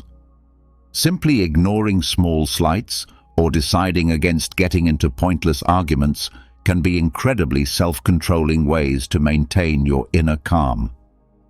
The cost-benefit analysis of Stoicism. Analyze the advantages and disadvantages. Every conflict has a price regarding mental effort and possible outcomes. Compare the likely emotional costs of losing the disagreement with the potential rewards of winning. Is the cost of triumph justified? The purest kind of strength is sometimes knowing when to give up with dignity. Recall, selecting your battles strategically does not imply weakness or indifference. It's about realizing how limited your time and energy are and using them wisely. By applying this Stoic knowledge, you may navigate life's battlefield more focused and save your strength for the moments that matter. Number 3. Speak with calm and clarity. Imagine yourself facing your opponent with your words prepared for war rather than your weapons drawn. However, the Stoic approach emphasizes calm clarity, which opens the door to more constructive discourse. Instead of shouting insults and accusations, this tactic, which draws from the insight of Stoic thinkers such as Seneca, is centered on adequately expressing your demands and concerns to promote understanding and reduce hostility. The following are the main components of communication that draw inspiration from Stoicism. Develop your active listening skills. Go beyond simply waiting to speak. Pay close attention to what your opponent says before offering your own. Please pay close attention to them, both with words and body language. Don't interrupt, nod intelligently, and maintain eye contact. This shows that you appreciate them and understand what they're saying. Respect their emotions and validate their experiences. Empathy, not agreement. Respect their feelings and experiences, even if you disagree. Statements like, "I understand you're feeling frustrated," or "It sounds like this situation is important to you," can help establish rapport and connect. Raise any concerns you may have with I statements. Consider your viewpoint. Instead of placing blame, use I words to communicate your needs and feelings rather than critical you statements. You always do this. Examples of such statements include, "I need to feel respected in this situation," and "I feel hurt when you..." This lessens defensiveness and promotes a more team-oriented approach to problem-solving. Speak firmly and calmly rather than aggressively. Control, not noise, makes one strong. Speak up to ensure you understand, not because you're angry. Maintain a composed tone while speaking with strength and assurance. Steer clear of insults and personal assaults. They will only make the issue worse. Put solving problems first, not points. Seek solutions rather than victories. Remember that the objective is to devise a solution that benefits both of you, not to win the disagreement. Start the discussion with a question like, "What can we do to address this together?" and center it around cooperative problem solving. How can we reach a mutually agreeable outcome? Recall that practicing calm, clear speech is a necessary skill. If you make a mistake, don't be scared to apologize and have patience with yourself. Navigating even the most difficult tasks will get easier the more positive communication you engage in. Number 4. Seek the shared path. Imagine a pair of alpinists ascending seemingly distinct peaks. However, as they climb, they become aware that their respective paths converge and lead to a shared summit where understanding will shine. This metaphor is especially pertinent to the 4th tactic on our non-confrontational journey, seeking the shared road. It represents the Stoic concept of oikeiosis, living in harmony with the natural order. Even though disagreement frequently gives the impression that our ideals or ambitions are incompatible, the Stoics encourage us to look below the surface and discover the deeper currents that bind us, even though they might not appear necessary at first. By concentrating on these common interests, we can create a framework for cooperation and compromise that will eventually result in a more amicable settlement. To start your Stoic search for common ground, follow these steps. Change perspective from me to we. Transcend individual viewpoints. Recast the disagreement as a cooperative effort toward a common objective rather than a you versus me situation. Consider this. What do we both ultimately want? This change in viewpoint allows for possible points of agreement, even if they are not immediately apparent. Look for the necessities below. Look below the surface. Conflicting wants are frequently the result of underlying, unfulfilled needs. Examine the needs each of you is attempting to satisfy through this conflict. It could be a need for safety, honor, or approval. Recognizing these everyday needs can foster empathy and make discovering solutions that care for them more accessible. Discover shared ideas. Our values guide our actions. Look behind the particular problem at hand and investigate the core principles that everyone possesses. Do you both appreciate honesty, justice, or decency? Shared values can act as a moral compass, pointing you toward decisions consistent with your beliefs. Begin small, gain speed. Appreciate small victories. Don't count on reaching a consensus right away on everything. Instead, concentrate on finding tiny points of agreement, regardless of how trivial they appear. These early agreements can foster confidence and momentum, making taking on more challenging problems simpler. Recall that life is a journey rather than a destination. The key is patience. It can take time to find common ground, so be patient and understanding.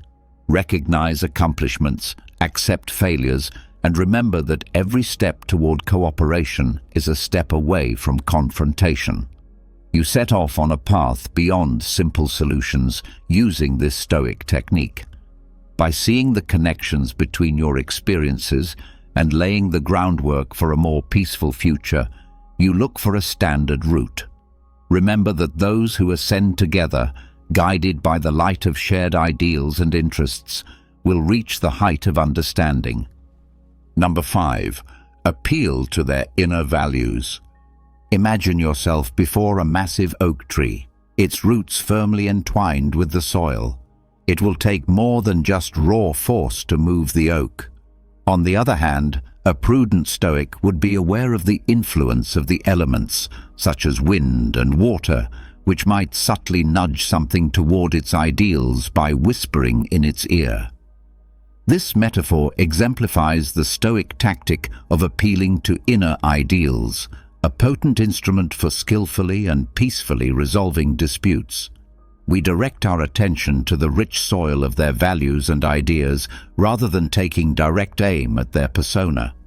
Understanding and respecting their inner compass can produce solutions consistent with their fundamental beliefs. This will eventually result in more sincere buy-in and long-lasting agreements. To start your Stoic journey towards value-driven persuasion, follow these steps. Expose the value landscape. Develop into a valuable archaeologist by conducting research before formulating your case. What principles do they adhere to? What values direct their behavior? Keep an eye on what they say and do, and note what they affirm, deny, and laud. This facilitates creating a map of their value-scape. By pointing out possible connections, close the value divide. Identify the common theme. Avoid assuming their values are completely at odds with yours. Seek out common ideals, even if they don't seem to fit the circumstances at hand. You both appreciate duty, honesty, and fairness. Finding these common values acts as a link, enabling you to present your case in a way that appeals to them. Talk in their vocabulary. After you clearly understand their values, adjust your message to fit them rather than trying to trick them. Talk in a way that expresses their interests and worries. This is telling your values in a way that is consistent with theirs, creating a sense of common ground rather than compromising your own. Don't just tell, show. Since deeds speak louder than words, show them how your solution embodies their beliefs rather than merely explaining them. Give specific instances, anecdotes, or previous deeds demonstrating how your strategy embodies the essential principles. This strengthens and humanizes your case. Recall that respect is essential. Seek comprehension rather than dominance. Always be respectful and understanding during this process. Recall that your objective is to assist them in finding a solution that addresses your concerns and aligns with their values, rather than to control or exert dominance over them. Using this Stoic technique, you become a competent navigator instead of a warrior brandishing words, leading your adversary to a place they can genuinely believe in. Recall that fundamental transformation arises from resonance with the values that sculpt an individual's identity rather than from coercion. This strategy develops mutual respect and understanding, and in the end, opens the door to advantageous solutions for all parties. Number 6. Using humor wisely in conflict resolution. Imagine yourself walking a tightrope that is stretched over a gaping hole. A mistake can send you into the depths of offense, yet humor can help you stay upright, like a balancing pole. Using humor to resolve conflict is the essence of the 6th Stoic technique, encapsulated in this nuanced metaphor. There is no denying that laughter can reduce tension and foster a more open atmosphere for discussion. A well-timed joke or playful decorum can serve as a pressure release valve, allowing understanding to flourish and letting go of pent-up frustration. The Stoic philosopher Seneca says, "A joke is a fragile thing, and a jest may turn into an insult." We must use comedy with deliberate caution to fully realize its possibilities. Here are some guidelines to help you smoothly navigate the comedic tightrope. Recognize your audience. Only some find the same things funny, so consider your opponent's humor style and personality before you crack a joke. What amuses them? In their opinion, which subjects could be delicate? Be cautious and err on the side of caution while making jokes, because something that plays well with one person may offend another. Seek out silent joy, not horniness. Laughing at, not with. Creating a shared sense of humor is the aim, not using jokes as a tool to make fun of or denigrate your opponent. Humor that belittles oneself is frequently a safer bet, since it demonstrates humility and a readiness to own up to mistakes.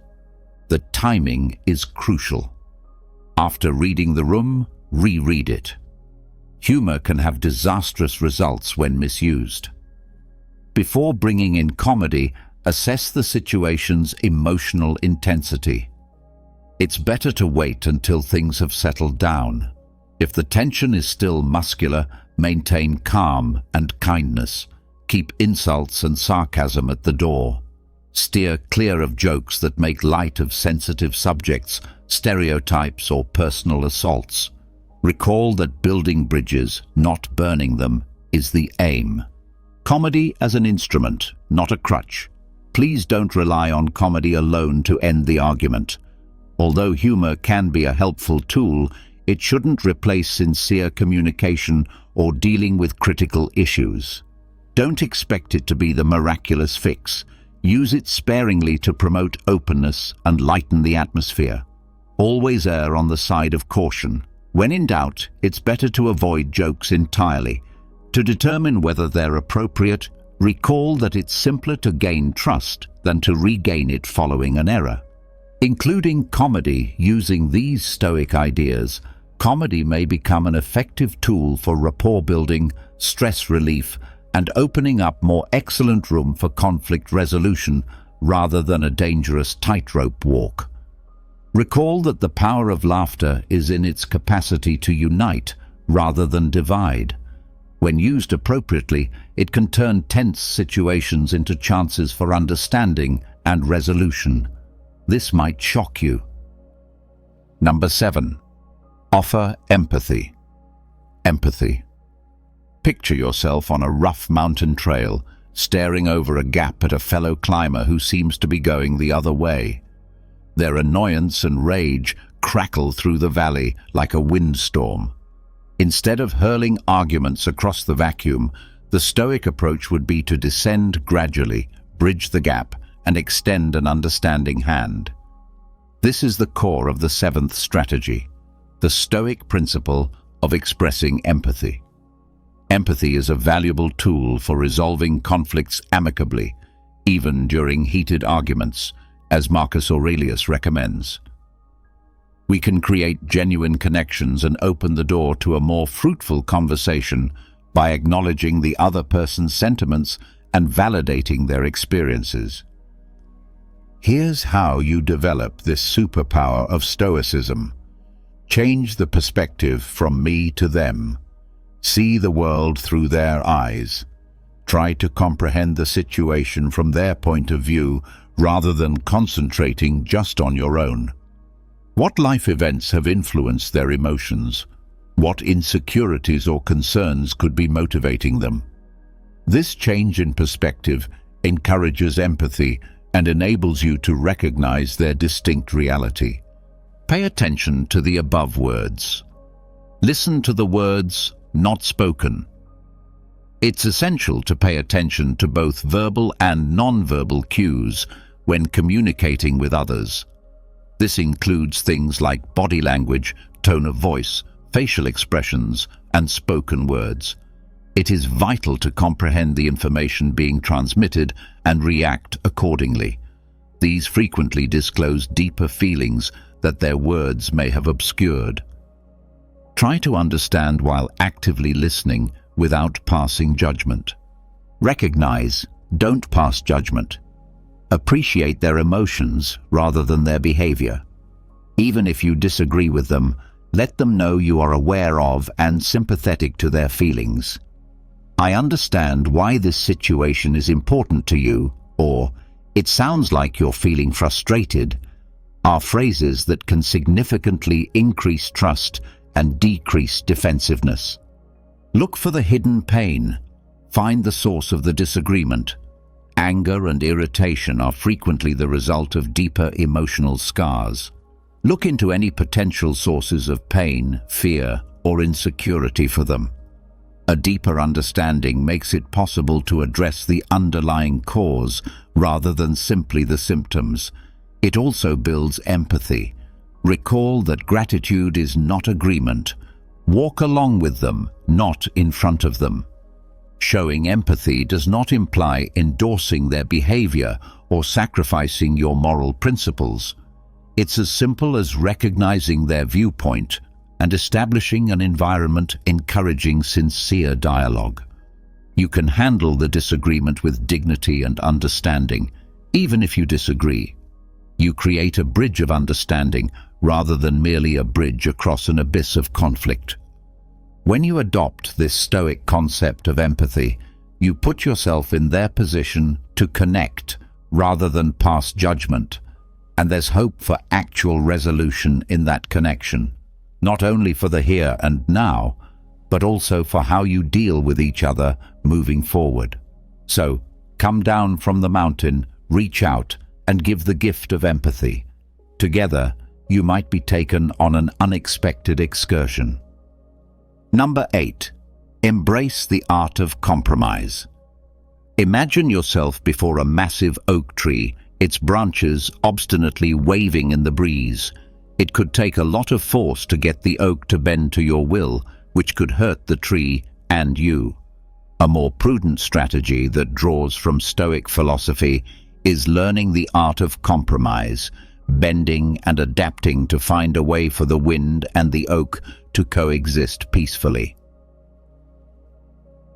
Hard views and absolutes are rarely conducive to successful conflict resolution. Epictetus states, "Seek not to have things happen as you wish, but rather wish them to happen as they do, and you will live a tranquil life." The ability to discover answers that at least partially meet your problems and those of your opponent is a sign of true power. The following is how you can practice this Stoic art. Change me to we. Reframe the conflict as a cooperative endeavor. See the situation as a chance to devise a solution that works for everyone rather than as a rivalry. This change in viewpoint allows for more harmonious results and innovative approaches to problem solving. Identify common objectives. Look for common ground, even if it appears obscure. Examine your shared goals in the long run and see past the current argument.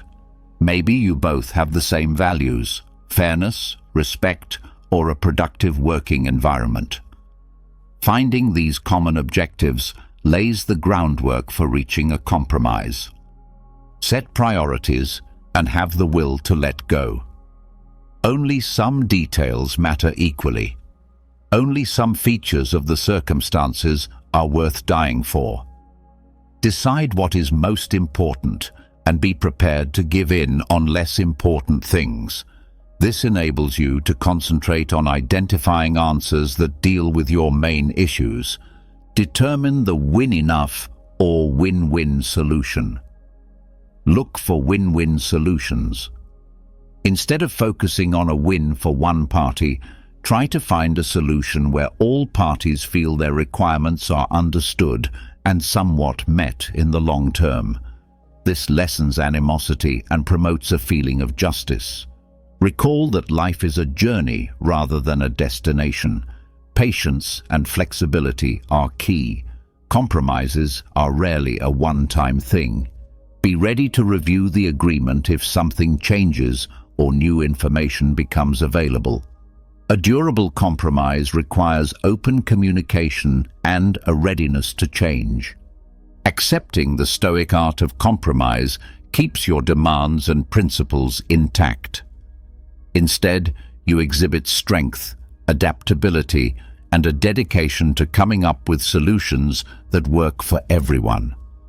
You understand how to live in a dynamic equilibrium condition, not resistance.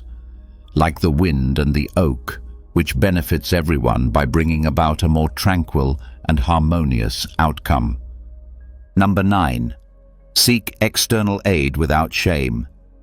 Picture yourself tangled up in a thicket of thorns, the branches blocking your path as they twist and twirl. No matter how hard you try, advancement feels unattainable. This aggravation frequently resembles the sense of being trapped in a dispute where communication breaks down and a settlement seems impossible. However, the Stoics remind us that we are not alone, even in these situations. The 9th tactic strongly emphasizes asking for outside assistance as evidence of our dedication to forging a positive course of action rather than as a show of weakness. A mediator or counselor, for example, can serve as an impartial third party to help navigate the complex maze of conflict. Just as a Stoic philosopher leads their students toward knowledge, they can offer a controlled environment for discussion, guaranteeing that each side is heard and valued. Their knowledge can be helpful in breaking through the confusing communication, eliminating the emotional undergrowth. Strong emotions frequently impede our ability to communicate, making it difficult to grasp the viewpoints of others or to explain oneself clearly. By helping to untangle these emotional knots, an impartial third person can foster a more relaxed and productive conversational atmosphere, overcoming the divide and creating a bridge of understanding. Counselors and mediators are educated to recognize and help parties in conflict close their knowledge gaps. They can promote empathy and lessen defensiveness by assisting each party in seeing things from the viewpoint of the other, encouraging fruitful conversations and leading the discussion toward resolution. Competent facilitators can guide the discussion toward constructive problem-solving, guaranteeing that all sides can voice their concerns and cooperate to find answers. Offer resources and methods, getting you ready for the journey. Many counselors and mediators have received specialized training in conflict resolution and communication methods. In the long run, they can help you build stronger relationships by providing you with the skills and techniques you need to handle conflicts in the future. Recall that asking for help is a strength, not a sign of weakness, but of wisdom. According to Stoic philosophy, asking for assistance is a display of wisdom rather than weakness. It shows that you are dedicated to developing a solution that works for everyone and are prepared to invest in your development and the partnership's success. By enlisting outside assistance, you can benefit from the knowledge and expertise of others, allowing you and your opponent to successfully negotiate the complex maze of disputes and arrive at a peaceful and constructive conclusion. Recall that occasionally receiving assistance can brighten the way ahead and remind you that you are not alone, even in the most trying circumstances. Number 10. Forgiveness. Imagine yourself fastened to a massive rock, its mass pulling you downward while its jagged edges pierce your flesh.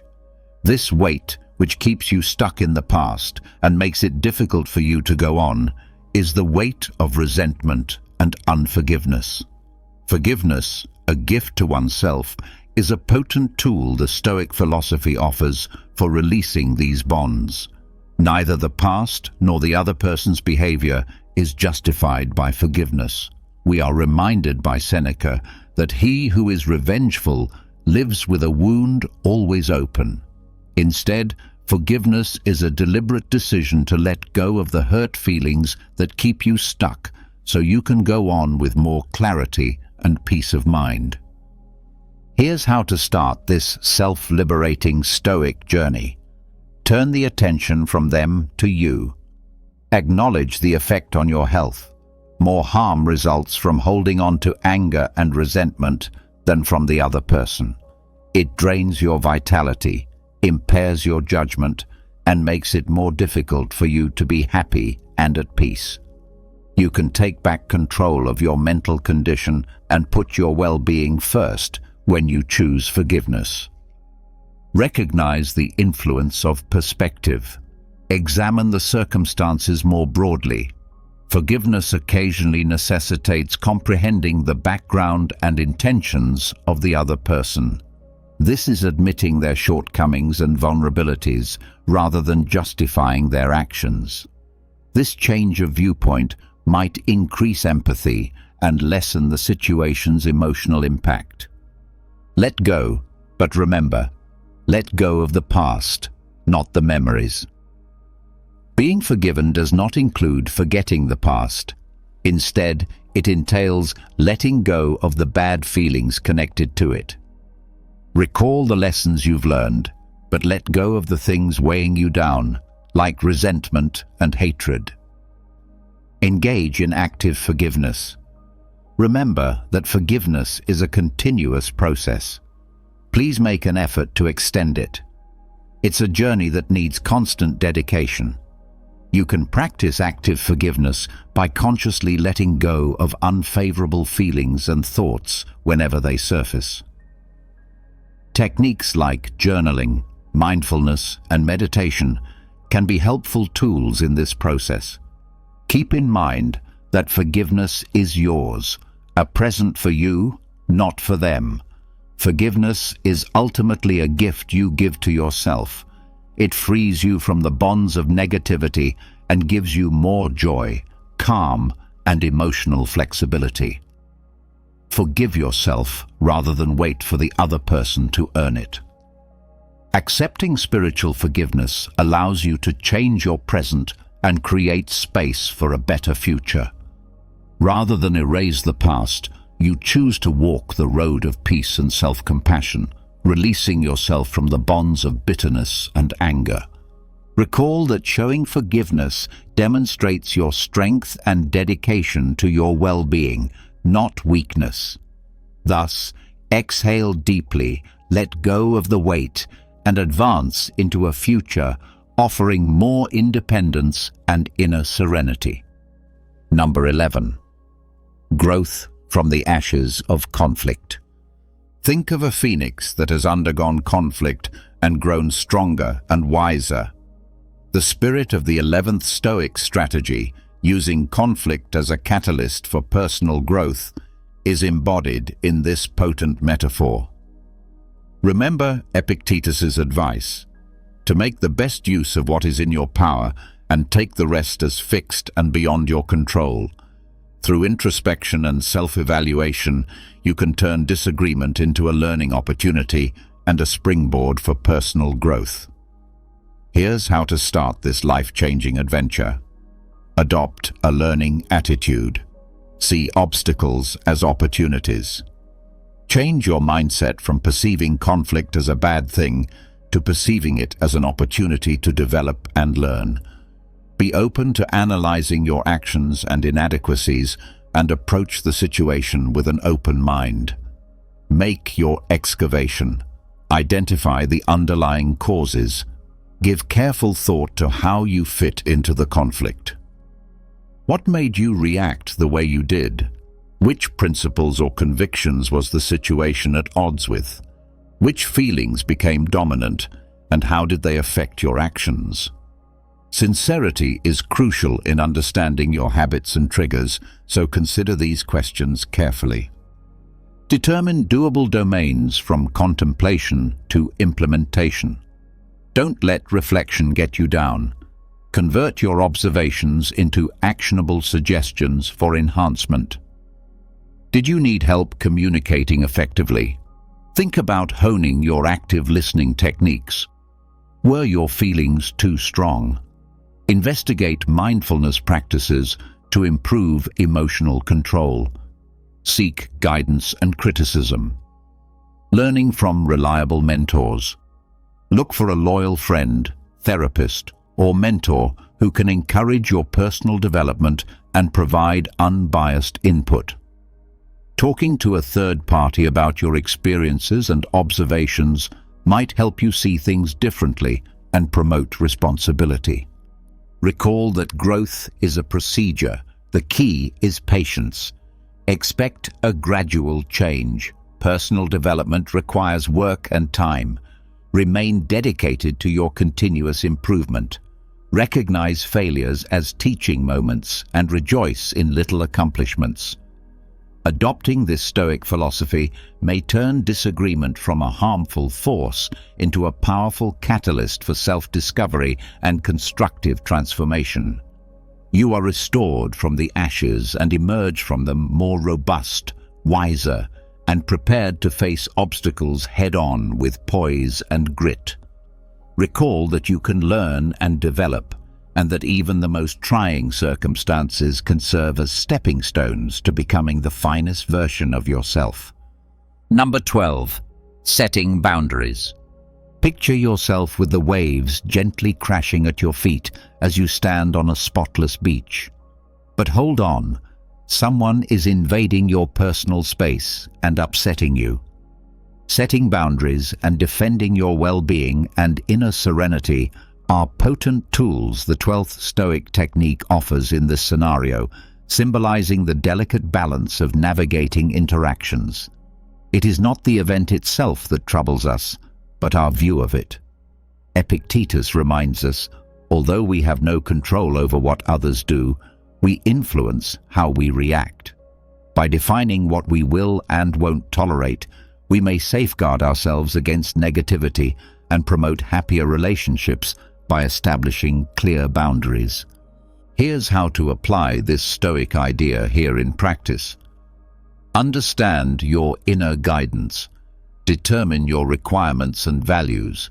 Consider what matters most before establishing boundaries. Which actions are consistent with your values? Which behaviors make you feel low on energy or violate your personal space? Establishing these internal limits lays the groundwork for effective communication. Communicate respectfully and clearly. Words, not walls. Steer clear of ambiguous statements and passive-aggressive behavior. Use I phrases to assertively and directly communicate your boundaries while concentrating on your wants and feelings. Recall that cultivating cooperation and understanding requires polite communication. The secret is consistency. Consistency is vital. Once you set boundaries, be steadfast, like a lighthouse. Never give in to guilt or avoid conflict by making exceptions. You gain respect from others and show your self-respect by sticking to your boundaries. Get ready for opposition. Recognize that not everyone will be amenable to your boundaries. Prepare yourself for possible resistance by politely restating your position and stressing how important it is to honor your requirements. Recall that boundaries give you power. Self-care is the key to freedom. Establishing limits is necessary to safeguard your mental and emotional health, not to be selfish. You can set an environment where you can grow by protecting your space and energy, which aligns with Seneca's goal of living with a cheerful heart and a grateful attitude. Adopting this Stoic idea creates a lighthouse that leads you and others to more respect, transparent communication, and eventually happier and more satisfying relationships.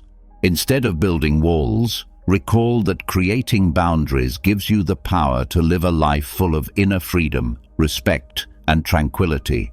It's an act of self-love. Number 13. Remember, you control your reactions. Imagine yourself in a violent storm with the waves smashing around you and the wind ripping. Although the storm's wrath is beyond your control, you can choose to handle it. This potent analogy captures the spirit of the 13th Stoic tactic: to remember that you are in charge of your responses and not the events around you. The Stoics remind us that real strength comes from dominating our inner world rather than exerting force over the outside world. Epictetus states, "It is a shame for the soul to depend on the body for satisfaction." We gain inner calm despite life's storms by concentrating on our reactions, which we can control. Here's how you develop this superpower of Stoicism. Determine what triggers you. Recognize your emotional terrain. Think briefly about the circumstances or activities that usually make you feel bad. Are there some phrases, people, or situations that get under your skin? The first step in controlling these triggers is acknowledging them. Take a moment to breathe. Make room between the stimulus and the response. Decide to wait before acting on impulse. Inhale deeply and give yourself space to observe and evaluate the circumstances quietly. This gives you room to make deliberate decisions and keeps your emotions from controlling what you do. Shift your viewpoint. Change the perspective, not the facts. Our reactions are frequently influenced more by how we interpret situations than their actual occurrence. Examine other viewpoints and confront your automatic beliefs. Can this situation be solved? What good things are you able to concentrate on? Select your reaction carefully. React. Don't overreact. After you've collected yourself and adjusted your viewpoint, consider your options carefully before responding. Does it help you to react with rage or frustration? Would being composed and aggressive work better? Recall that you can exacerbate or de-escalate the situation depending on how you respond. Exercise, exercise, exercise.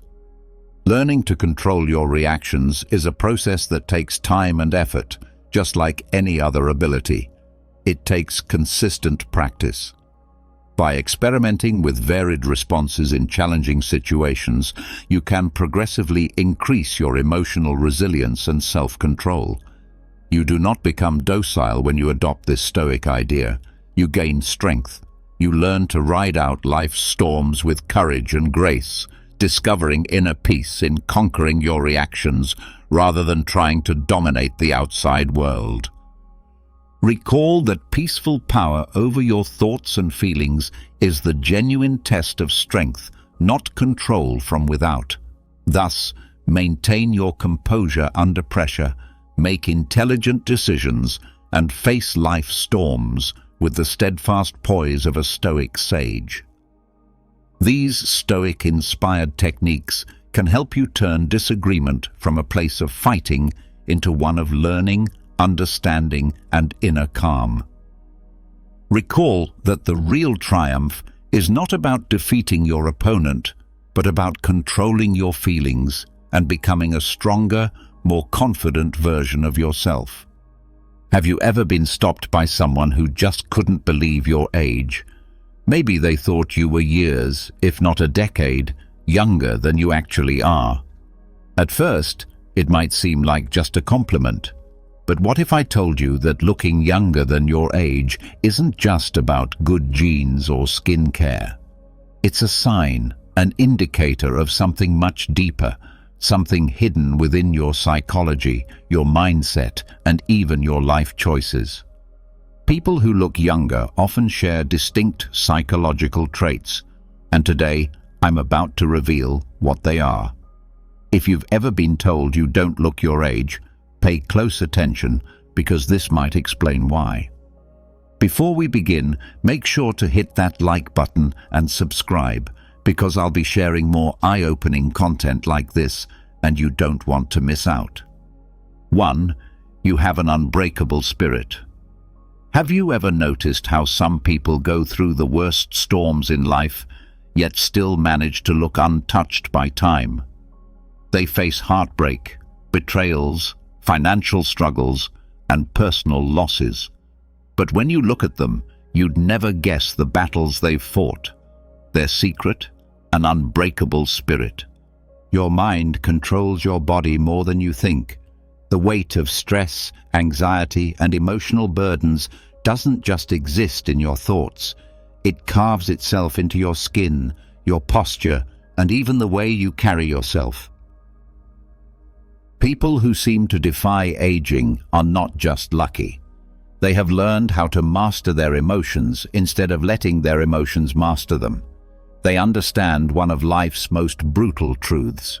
Stress is a silent killer, and it doesn't just take away your peace, it takes away your youth. Look at those who age prematurely. More often than not, they are people who have allowed stress to consume them. They dwell on their failures, hold on to grudges, and live in a constant state of worry. This mental state forces the body into survival mode, increasing cortisol levels, the stress hormone responsible for wrinkles, dull skin, and overall exhaustion.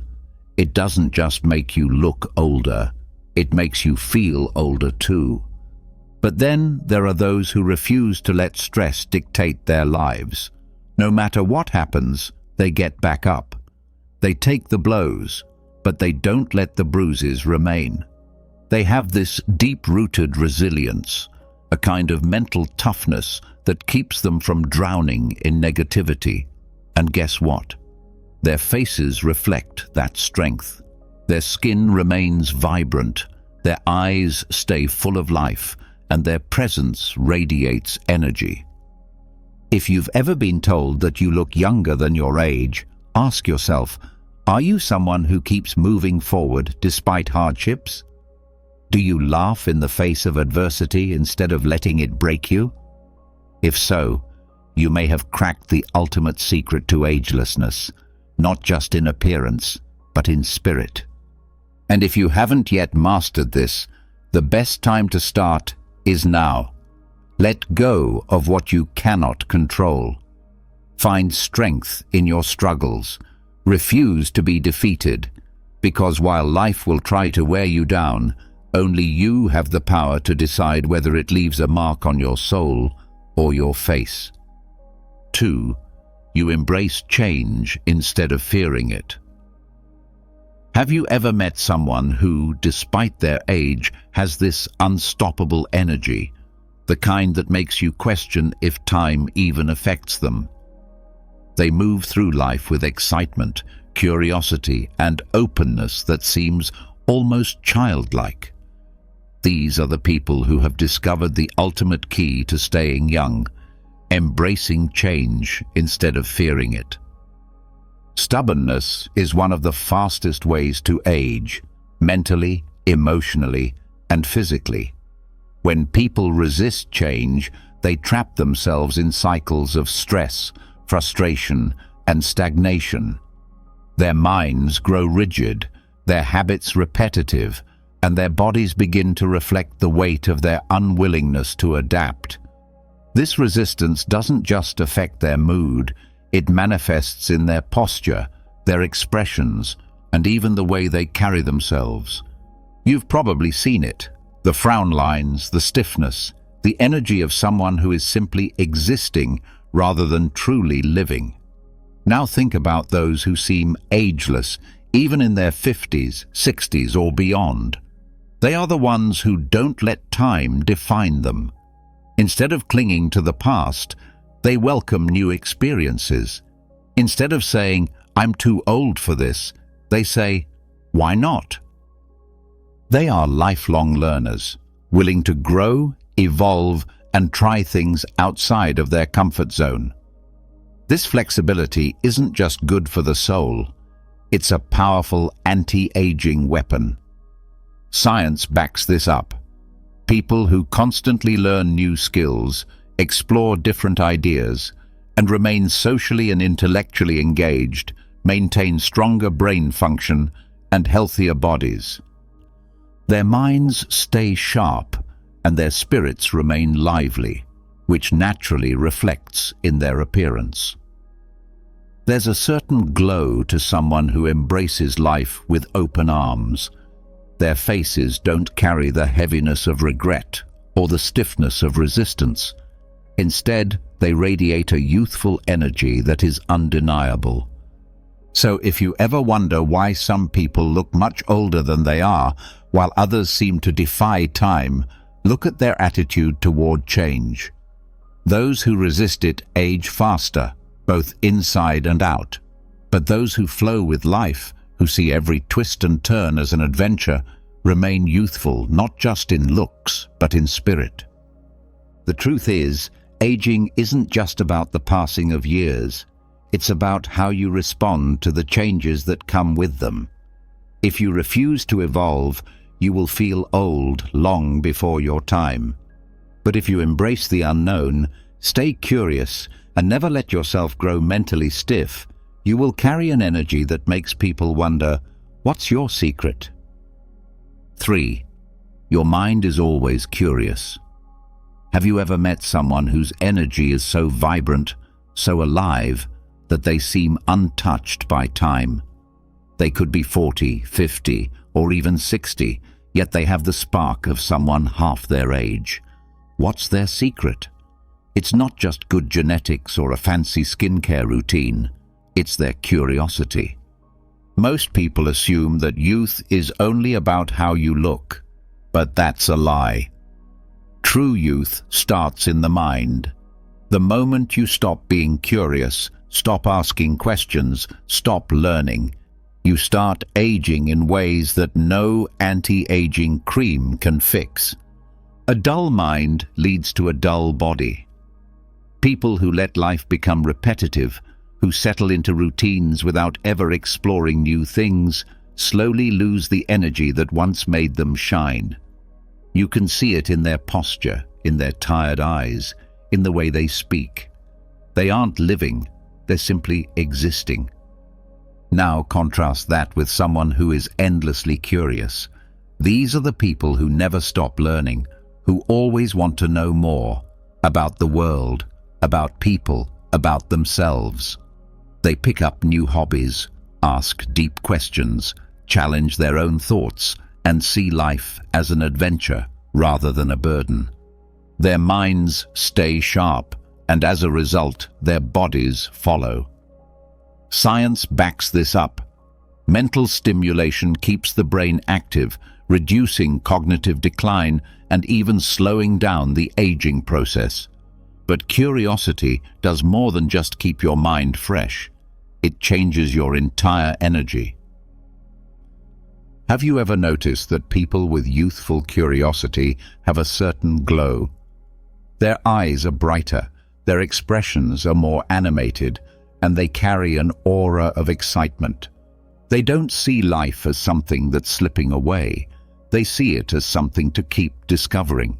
And that mentality alone reflects in their physical appearance. So if people often tell you that you look younger than your age, take a moment to think. Are you someone who is always curious? Do you find joy in learning new things? Do you challenge yourself to grow instead of just going through the motions?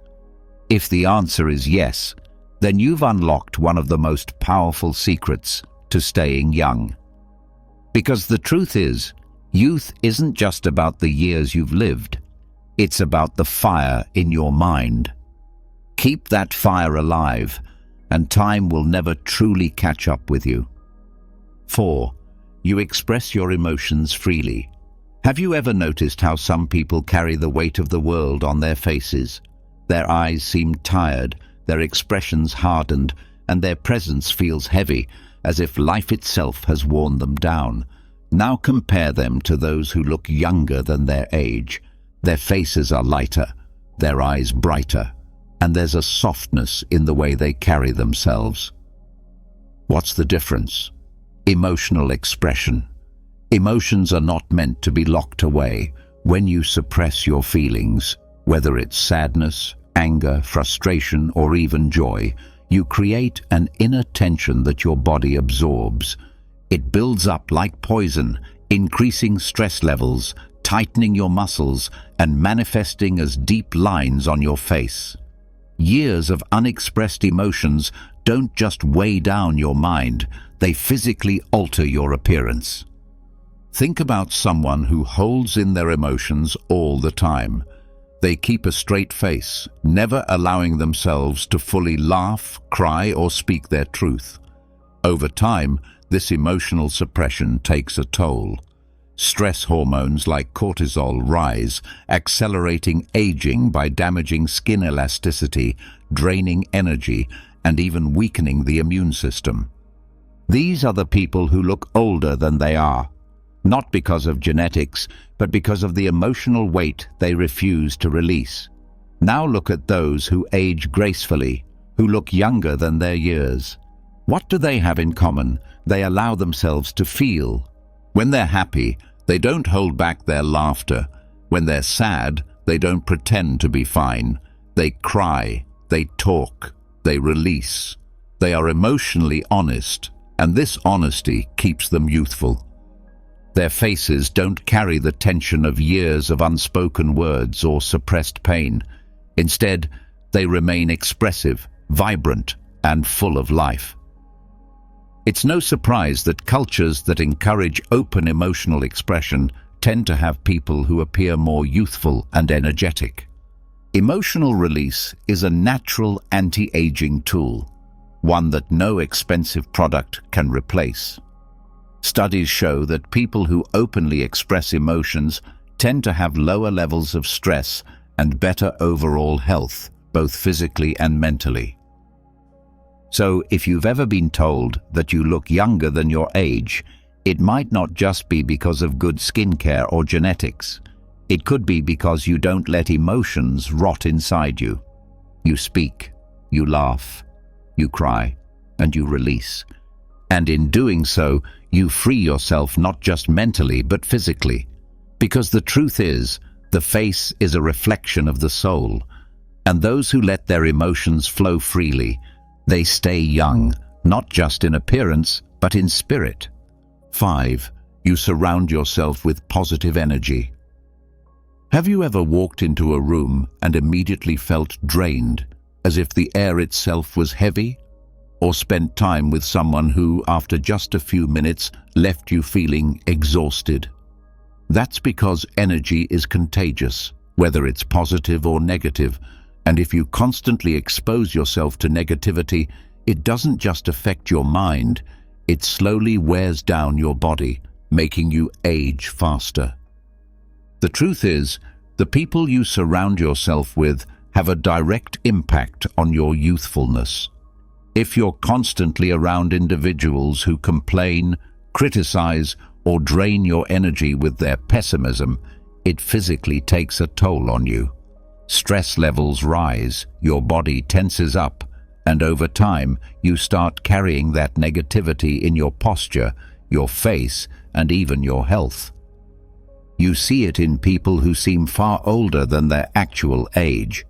Tired eyes, deep frown lines, and an overall heaviness in their presence. But then there are those who look effortlessly young, no matter their age. They have a radiance, a glow, an energy that feels alive. What's their secret? They carefully choose their environment.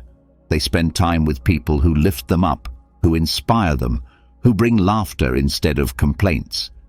They know that negative energy is a slow poison, and they refuse to let it infect their lives. Science backs this up. Studies show that positive social interactions reduce stress hormones and even slow down the aging process at a cellular level. Laughter, genuine connection, and uplifting conversations don't just make you feel better, they keep your body younger. Ever wonder why some people seem to glow with youth despite their years? It's because they surround themselves with people who fill them with life, not drain it from them. Look around you. Are the people in your life adding to your energy or taking from it? If you find yourself constantly surrounded by negativity, it might be affecting you in ways you don't even realize. But the good news is, you have the power to change it. Choose positivity, and your body will thank you for it. Because at the end of the day, youth isn't just about how you look. It's about the energy you carry. And that energy is shaped by the people you allow into your world. So if you've been told that you look younger than your age, it might not just be luck. It could be a sign that you've surrounded yourself with the kind of energy that keeps you truly alive. 6. You live with passion and purpose. Have you ever looked at someone and thought they looked tired of life? Their face lacks expression, their posture is heavy, and their energy feels drained, as if they're just going through the motions, waiting for time to pass. Now contrast that with someone who radiates life, someone who speaks with excitement, whose eyes light up when they talk about their dreams, whose presence feels electric. The difference? Passion, purpose, a reason to wake up every morning. People who lack passion often appear older than their years. When life feels empty, when there's nothing exciting on the horizon, it shows. The human body reacts to emotional stagnation just as much as it reacts to physical inactivity. When you're disconnected from your purpose, your mind becomes dull, your spirit dims, and your body follows. The result? A face that looks tired, aged, and uninspired. But then there are those who glow with youthful energy, no matter their age. They don't wake up dreading the day. They wake up driven, excited, ready to create, build, and experience. This passion fuels them from the inside, and it reflects outward. You can see it in their expressions, in the way they move, in the way they carry themselves, with enthusiasm and vitality. And the science backs it up. Studies show that having a sense of purpose reduces stress, lowers inflammation, and even extends lifespan. When you're actively pursuing something that excites you, whether it's a career, a hobby, or a personal mission, your brain produces more dopamine and serotonin, the very chemicals responsible for happiness and youthful energy. These chemicals keep your skin glowing, your body active, and your spirit alive.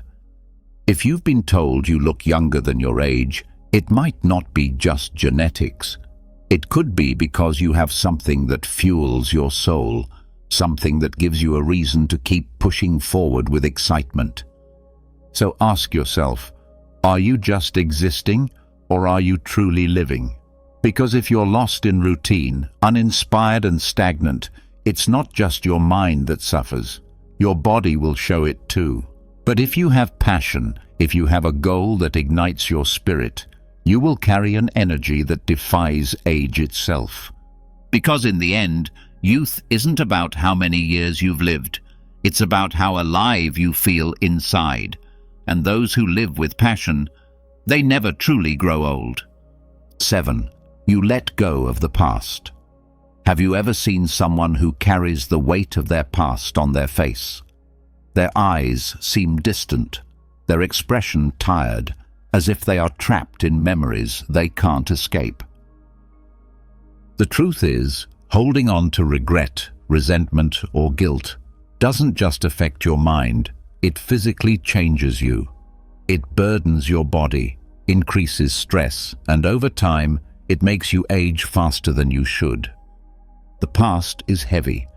Every unresolved conflict, every painful memory, every mistake you replay over and over again. It all takes a toll on your health, both mentally and physically. Stress hormones like cortisol rise when you dwell on things you can't change, and over time, they lead to premature aging, wrinkles, and even illness.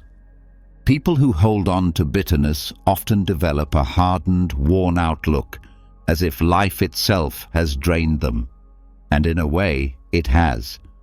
But then there are those who seem light, vibrant, and effortlessly young, no matter their age. What's their secret? They don't let the past define them. They've made peace with what's behind them. They understand that carrying old pain only hurts them, not the people who caused it. Instead of clinging to regret, they focus on the present. Instead of living in past mistakes, they choose growth, healing, and freedom. Science supports this. Studies have shown that people who practice forgiveness and mindfulness have lower levels of stress, better immune function, and even a longer lifespan. When you let go of grudges and regrets, your body follows suit. It releases tension, repairs itself, and allows you to maintain a youthful, radiant presence. If you've been told that you look younger than your age, it might not be just genetics. It could be because you refuse to let the past weigh you down. You've chosen to live in the moment, to move forward instead of looking back. And that mindset, it keeps you young inside and out. So ask yourself, what are you still holding on to? Is it anger, guilt, resentment? Whatever it is, it's not just hurting your soul, it's aging you. But the moment you decide to let go, to stop carrying what no longer serves you, you'll feel something incredible. Lighter, freer, younger. Because in the end, the past is a burden, and those who release it, they carry a glow that time can't touch. So if you've ever wondered why you look younger than your age, now you know. It's not just about genetics, but about your mindset, your lifestyle, and your energy. And if you don't look younger yet, maybe it's time to adopt these powerful psychological habits.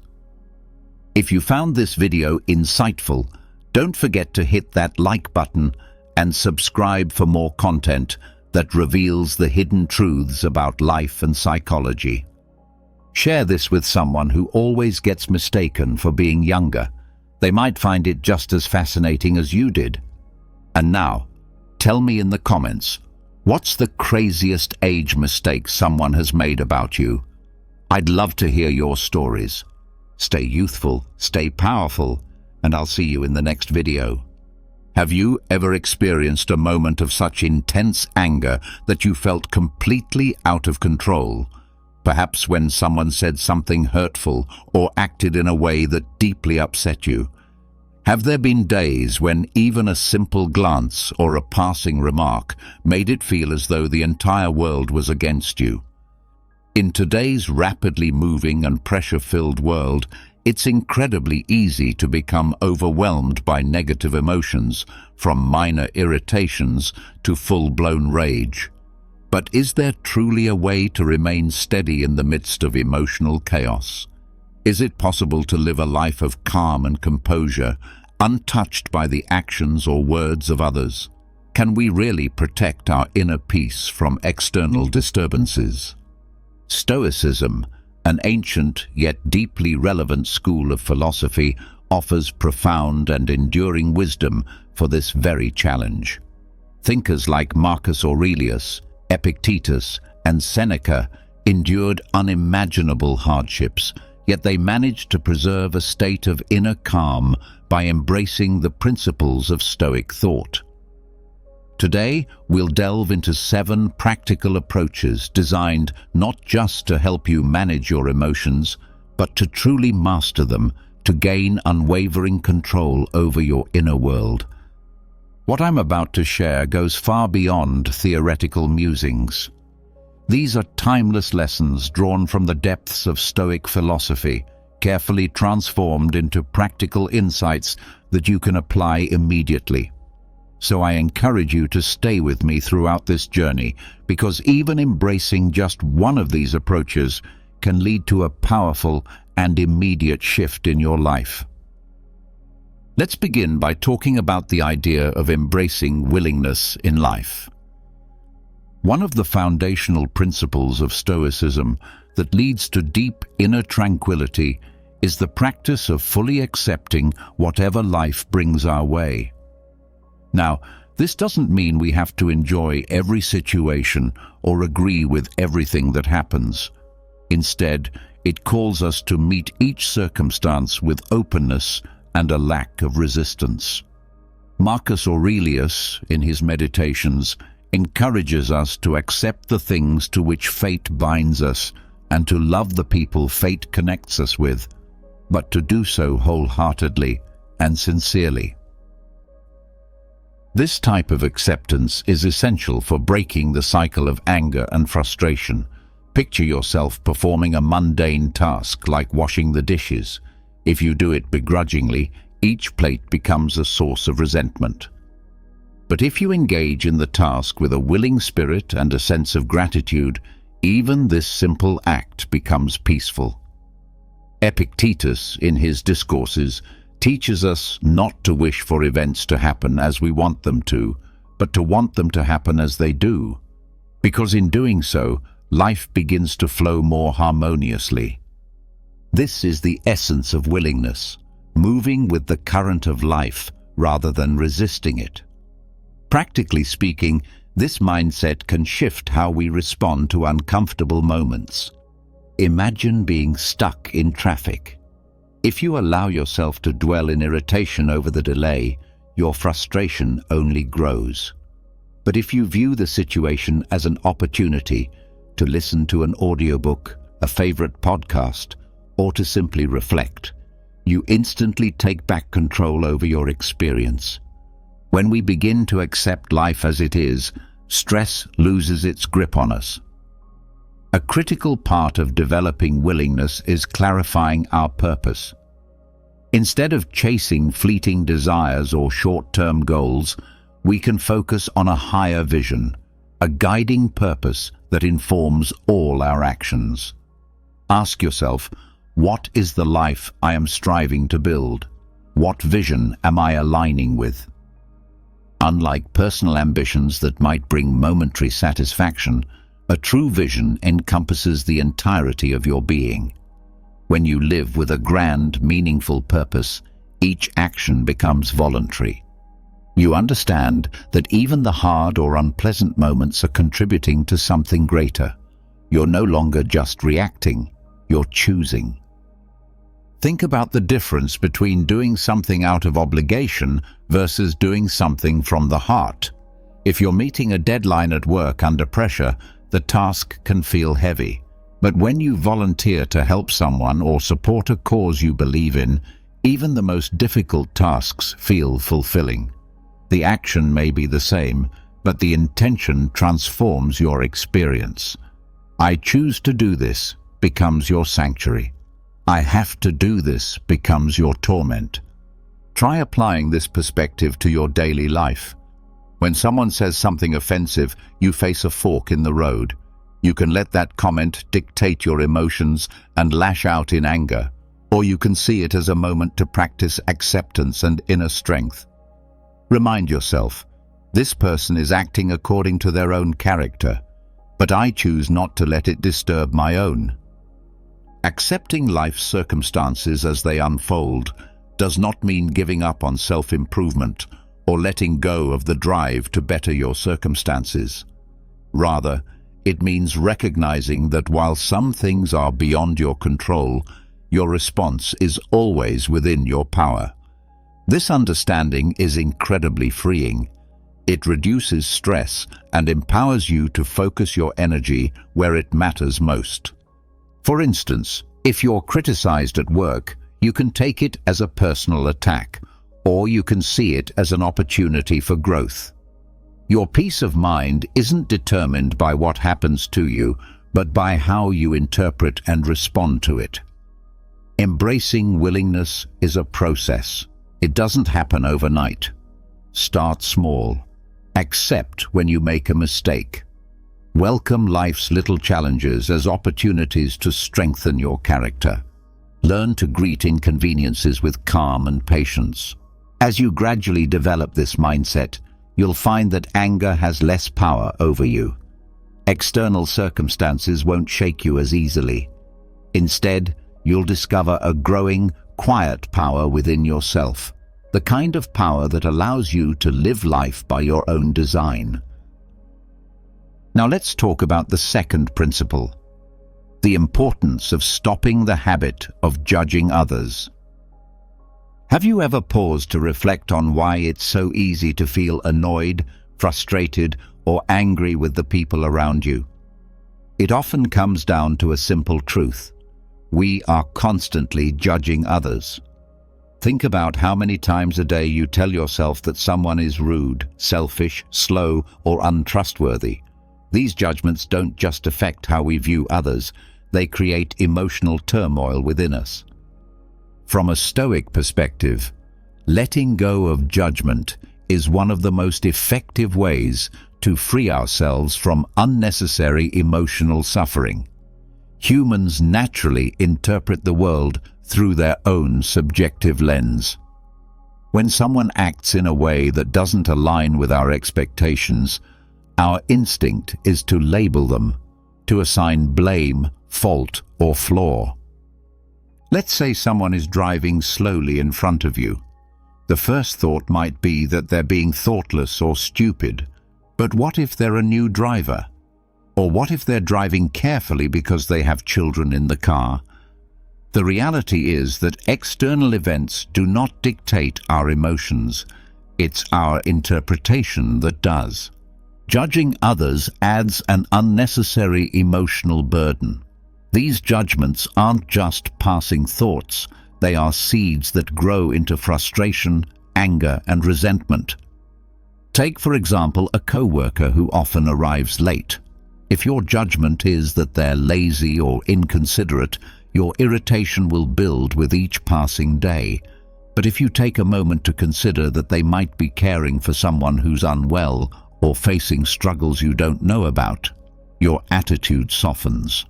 This shift in perspective doesn't mean you're excusing poor behavior.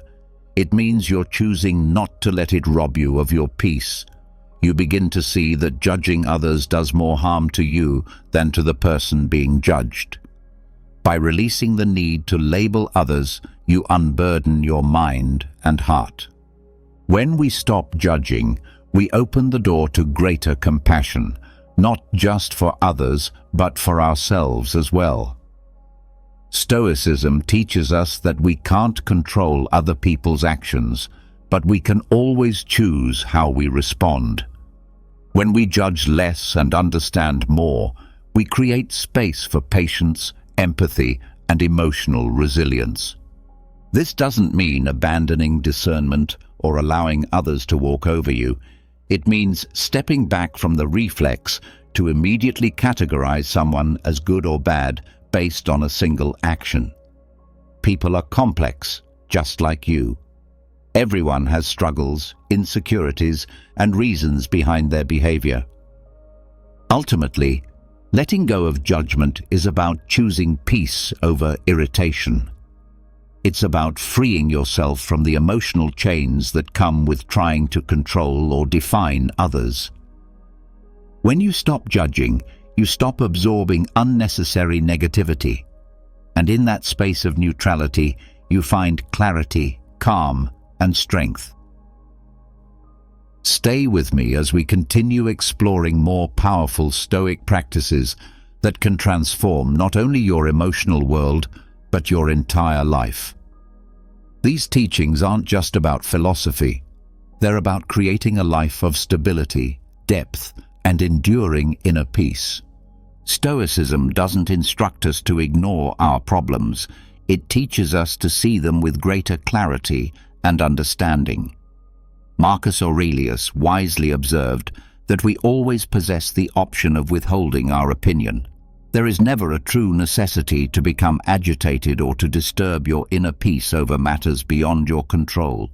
No one is entirely virtuous or completely flawed. People are a blend of actions, influenced heavily by their life experiences, surroundings, and level of awareness. Think back to a time when you didn't show up as your best self. Maybe you were exhausted, overwhelmed, or just having a particularly rough day. In the same way, others' actions are rarely a reflection of who they are at their core, but more often a response to the situations they're facing. In the right environment, even someone with many faults can demonstrate surprising kindness. On the flip side, even those who are usually composed and kind can falter under pressure. Consider this. You're at a restaurant and the server accidentally spills water across your table. Your immediate reaction might be irritation or anger. How careless! But if you take a moment to pause and reflect, considering the possibility that they might be having an exceptionally difficult day, your emotional response changes. You feel lighter. This is the quiet but profound power of releasing judgment. Not only does it lift the burden of discomfort from your shoulders, but it also deepens your empathy toward others. To be clear, letting go of judgment doesn't equate to justifying wrongdoing. It means choosing not to let the actions of others take control of your inner world. You can still recognize poor behavior and distinguish right from wrong without allowing negativity to poison your mind. As Marcus Aurelius also noted, the best form of revenge is to remain unlike the one who committed the harm. The most dignified and powerful response to being wronged isn't retaliation, it's maintaining your grace and self-control. So how do we put this principle of non-judgment into action? The first and most essential step is awareness. When you notice yourself beginning to form a judgment about someone, ask yourself honestly, is this thought necessary? Is it helping me in any meaningful way? Then try to shift your point of view. Put yourself in the other person's situation. What might they be going through that you don't see or understand? Remember too that the richness of life comes from diversity.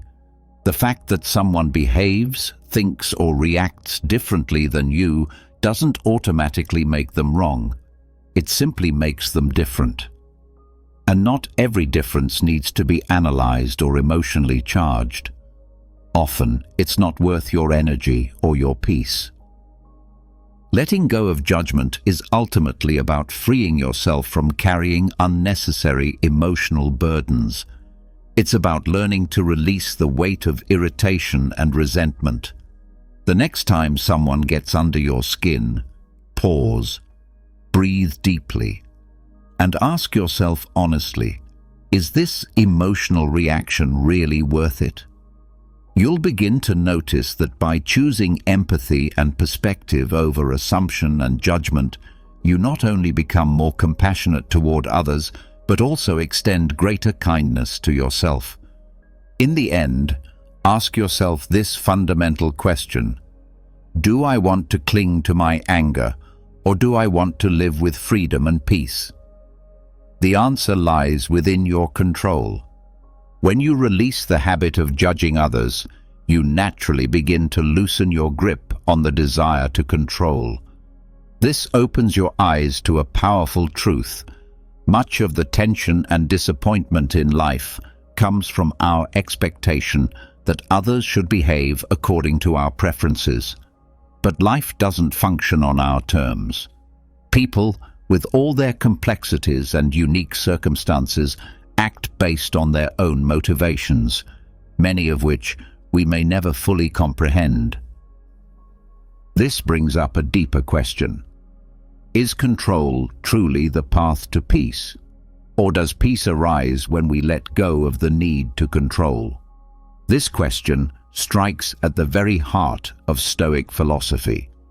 Instead of expending energy trying to reshape what lies beyond our reach, we can choose to accept things as they are, and in doing so, free ourselves from much of life's unnecessary stress. You can't dictate the direction life takes, but you can always govern how you respond. Imagine you're driving during peak traffic hours. The roads are jammed, the horns are blaring, and you're about to be late. You feel frustration bubbling up. Why can't people drive better? Or, why is the traffic always like this? But the truth is, you can't alter how others drive or instantly clear the roads. What you can control, however, is your mindset. You can choose to become agitated, or you can take a breath and accept that this situation is simply outside your influence. Though it might seem straightforward, the act of letting go of control can radically transform your daily experience. Think of a mother who constantly worries about her child's academic performance. She wants the best and fears failure. But no matter how deeply she cares, she cannot take the exams for her child, or picture an employee frustrated with their boss's decisions. No matter how much they disagree, they can't force their boss to think differently. Much of our emotional distress arises from pinning high hopes on things we can't control. When those expectations go unmet, disappointment and resentment naturally follow. I once knew a young entrepreneur who poured his soul into developing a new tech product. His vision was ambitious. He wanted to revolutionize an entire industry. But when he finally launched the product, the market response was lukewarm at best. He was crushed. He blamed the customers for failing to grasp its brilliance and suspected rivals were sabotaging him. This mindset kept him trapped in bitterness. During a conversation, I encouraged him to shift focus. Instead of brooding over what others weren't doing, what could he do differently? Slowly, he began to refine his approach, adjusted the product, and embraced the slow, often humbling journey of growth. By focusing only on what was within his control, he found new clarity, regained his creative spark, and eventually surpassed his earlier goals. This is the essence of Stoicism in practice, recognizing when you're placing energy into the unchangeable and choosing instead to focus on what you can influence. In moments of stress, ask yourself, is this within my control? Am I improving the situation by reacting this way, or am I making it worse? These aren't just philosophical questions, they're practical tools for emotional clarity. Letting go of control doesn't mean you give up or resign yourself to passivity. It means directing your energy wisely toward your thoughts, your emotions, and your actions. Imagine rowing a small boat down a river.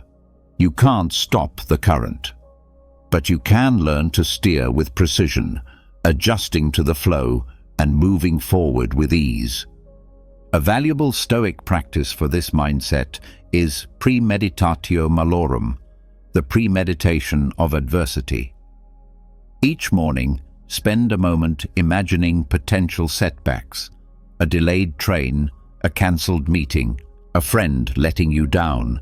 By anticipating these possibilities, you make peace with them before they even occur. When they do, you'll find yourself far more prepared to accept them calmly.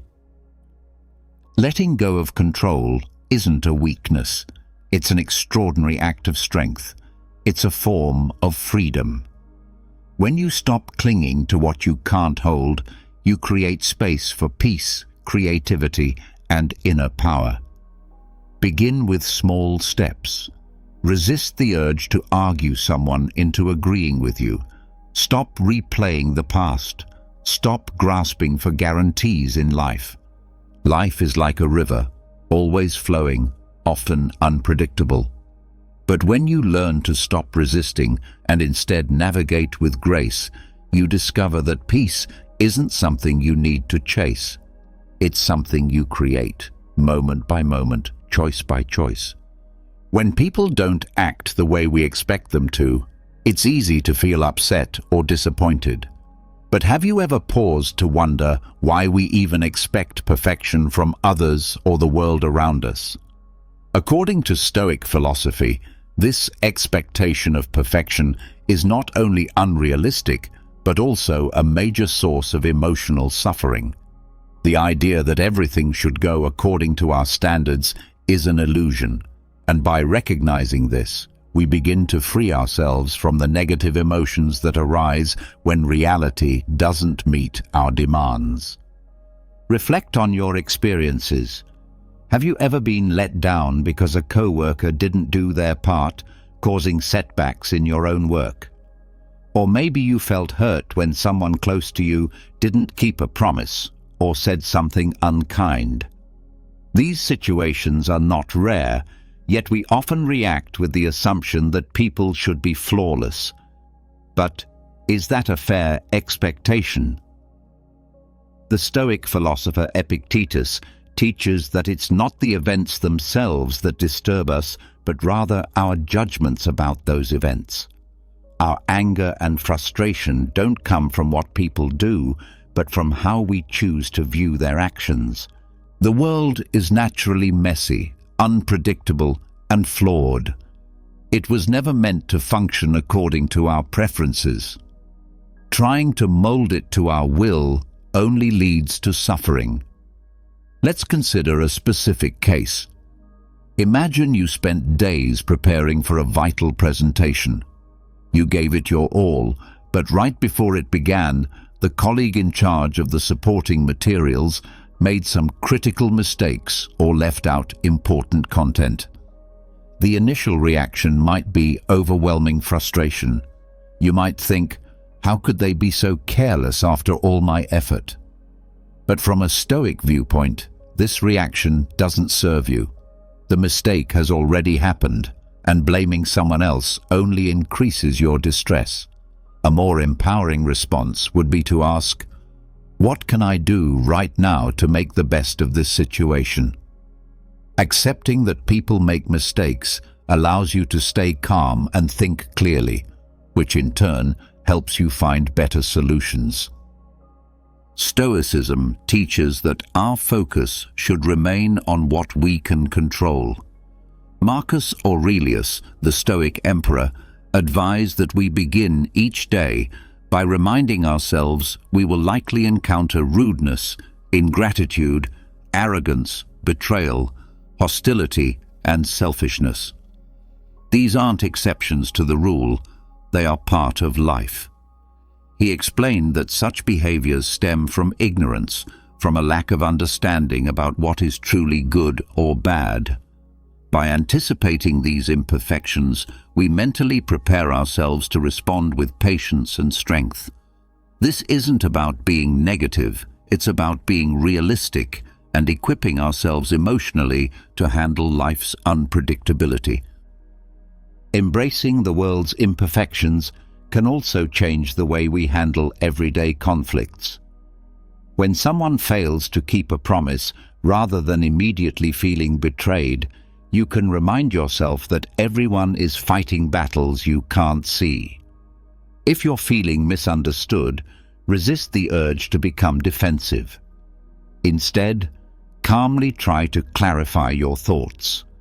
Perhaps the other person didn't mean to offend, but simply didn't grasp your perspective. If someone is rude or critical, ask yourself whether their words truly injure you or whether it's your own interpretation that's creating the pain. To accept imperfection doesn't mean we stop trying to grow or improve the world around us. On the contrary, this mindset liberates us. When we stop demanding that others meet our personal standards, we free ourselves from constant disappointment and can instead invest our energy in what truly matters. Take personal relationships, for example. We often expect our partner to understand us completely, to instinctively know our feelings and needs. But even the most loving person can't read your mind. When you stop blaming them for not meeting your unspoken expectations and instead ask yourself whether you could express your needs more clearly, you not only reduce frustration, but also strengthen your relationship through better communication. When we truly embrace imperfection, we begin to find beauty in flaws. The co-worker who forgets deadlines, the friend who lets you down, the stranger who speaks harshly, all of these become chances to practice compassion and resilience. Ask yourself, have I ever made mistakes? If you desire understanding and forgiveness from others, shouldn't you be willing to extend the same to them? This shift in thinking reminds us that every human being is flawed, just as we are, and most are doing the best they can with the circumstances they face. Seneca, another great Stoic thinker, said that true freedom belongs to the brave. Having the courage to face and accept imperfection is not only a sign of compassion, it is a key to inner peace. You don't need a perfect world to be happy. When you stop expecting perfection from people or from life, you take a massive weight off your shoulders. Marcus Aurelius noted that your life's happiness depends on the quality of your thoughts. By training your mind to accept life as it is, not as you wish it to be, you begin to find peace amidst the chaos. This approach doesn't mean settling for less or tolerating harmful behavior. Rather, it's about mastering the art of living, one based on clarity, patience, and wisdom.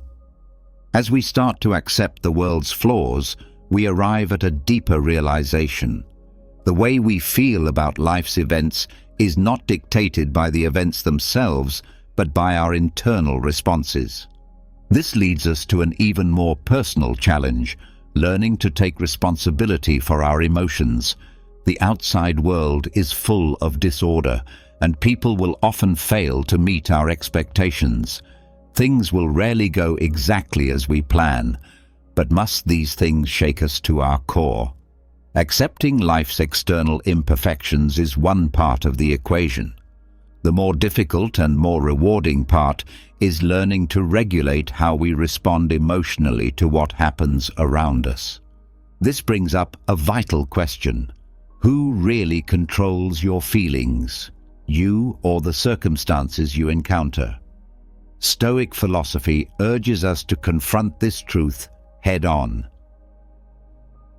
Picture yourself standing in a crowded supermarket line on a hectic weekend. The place is buzzing with noise and stress. Suddenly, someone cuts in front of you without saying a word. No apology, no acknowledgement. Almost immediately, you feel a surge of irritation. You might think, how rude. The impulse to speak up angrily or to stew in frustration is strong. But here's where you can take a pause and reflect. Is this person's inconsiderate action really worth disrupting your peace? They may have acted poorly, but your emotions are still your responsibility. Why should you allow their behavior to take charge of how you feel? If you choose calmness, you'll notice something powerful. the irritation begins to melt away. That person may continue without ever realizing what they did, but their behavior no longer has any control over your mood. The cue may take a few minutes longer, but your inner stability remains untouched. What could have been a spark for hours of negativity turns into just another moment in the day, easily forgotten. Every day, we unknowingly give others control over our emotions. A harsh comment, a dismissive look, or a forgotten favor can make us feel hurt or angry. But why do we give other people such power over our emotional state? Marcus Aurelius, emperor and philosopher, reminded us that we have complete control over our minds, even if we can't control outside events. In that control lies our strength. His insight reveals a timeless truth. While you can't determine how others behave, you always have the power to choose how you respond. Think back to a time when you were unjustly criticized, maybe at work or by someone close to you. The natural reaction might have been anger, maybe even a desire to defend yourself. But imagine if, in that moment, you had reminded yourself that your value doesn't depend on one person's opinion, and that your peace of mind is not up for negotiation. That would change everything. How can we begin to develop this level of emotional mastery? The answer lies in simple but powerful practices. Start by learning to harness the power of the pause. When something upsets you, resist the immediate impulse to react. Instead, ask yourself a few key questions. Am I overreacting? Or, is this moment really worth disturbing my peace? This brief pause, though seemingly small, creates a vital gap between the trigger and your response. In that space, you gain the ability to make a conscious choice, to choose calm over chaos, wisdom over impulse. Another deeply effective approach, one rooted in ancient Stoic tradition, is to keep a daily journal of your emotions. Each evening, take a few quiet moments to reflect. Ask yourself, what stirred my emotions today? What situations challenged my inner balance? How did I respond, and could I have chosen a wiser response? This daily practice is more than just writing. It's a mirror into your emotional life. Over time, it reveals patterns, moments where you consistently lose your composure, and gives you the clarity and discipline to change your reactions. Slowly but surely, this builds a resilient mindset. Owning your emotions is the cornerstone of a more peaceful life. The truth is, no one can truly make you angry or upset unless you give them that power. The Stoic emperor Marcus Aurelius captured this timeless wisdom when he wrote, "If you are distressed by anything external, the pain is not due to the thing itself, but to your estimate of it, and this you have the power to revoke at any moment." These words are not just theory, they are a call to action. They remind us that emotions, while powerful, are our possession. They are not the result of what someone else says or does, but of how we interpret and internalize the situation. Your peace of mind is your responsibility. When you learn to protect it, fiercely but calmly, you will find that very little in this world can truly disturb your inner spirit. So ask yourself, does this way of thinking resonate with you? If it does, take a moment to like this message and share your own thoughts in the comments. I'd truly love to hear your personal stories and reflections. And if you see things differently, I welcome your perspective as well. Your insights might ignite a meaningful and enriching conversation that helps us all grow. Let's keep growing together as we move forward into the next timeless principle. Lesson number 6. Practice non-reaction. In life, Unexpected moments often catch us by surprise.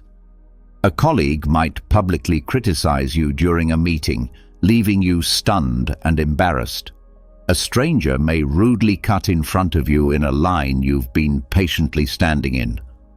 Or someone might throw a sharp and careless remark your way, leaving you feeling offended or even angry. These types of encounters, though they may seem small, can easily shake your mood and stir up feelings of resentment and frustration. But is there a better way to handle such moments? Is there a way to remain grounded and composed, even when others act out of line? The answer lies in mastering the ancient yet powerful art of non-reaction. Epictetus, one of the great voices of Stoicism, once said, "It's not what happens to you, but how you react to it that matters." This simple truth holds immense power. When you pause and reflect on it, you begin to see that your emotional state is not determined by other people's behavior, but by how you choose to perceive and respond to it. Take the earlier example of being criticized during a meeting. Your initial reaction might be to feel embarrassed or irritated, especially if the criticism is public and unexpected. You might feel the urge to immediately defend yourself or push back to protect your pride. But what if you paused instead? What if, in that brief space between stimulus and response, you asked yourself, "Why should I let this define my mood or my worth?" That colleague's hasty or insensitive words don't actually diminish your capabilities. They only reflect their own mindset in that moment. By choosing not to react emotionally, you protect your peace, maintain your professionalism, and show strength, not weakness. Consider an alternative and more stoic approach. You smile calmly and respond, "Thank you for the feedback. I'll address that after I finish presenting my ideas." With that single response, you seize control of the situation. The colleague, expecting a defensive reaction, is instead met with grace and composure. And you, rather than being flustered or rattled, walk away from the meeting with confidence and inner calm. This is the quiet power of non-reaction. Seneca, another towering figure of Stoicism, once advised, "The greatest remedy for anger is delay." One of the most effective ways to master non-reaction is to give yourself time. When someone insults you or challenges you unfairly, resist the temptation to fire back immediately. Instead, take a breath. Reflect. If the conflict is over email, delay your reply by an hour or even a full day. Time grants you clarity, and clarity allows you to respond wisely rather than impulsively. Sometimes the strongest response is silence. Choosing not to retaliate doesn't mean you are weak. On the contrary, it means you are in full control. By refusing to be provoked, you remain the master of your inner state.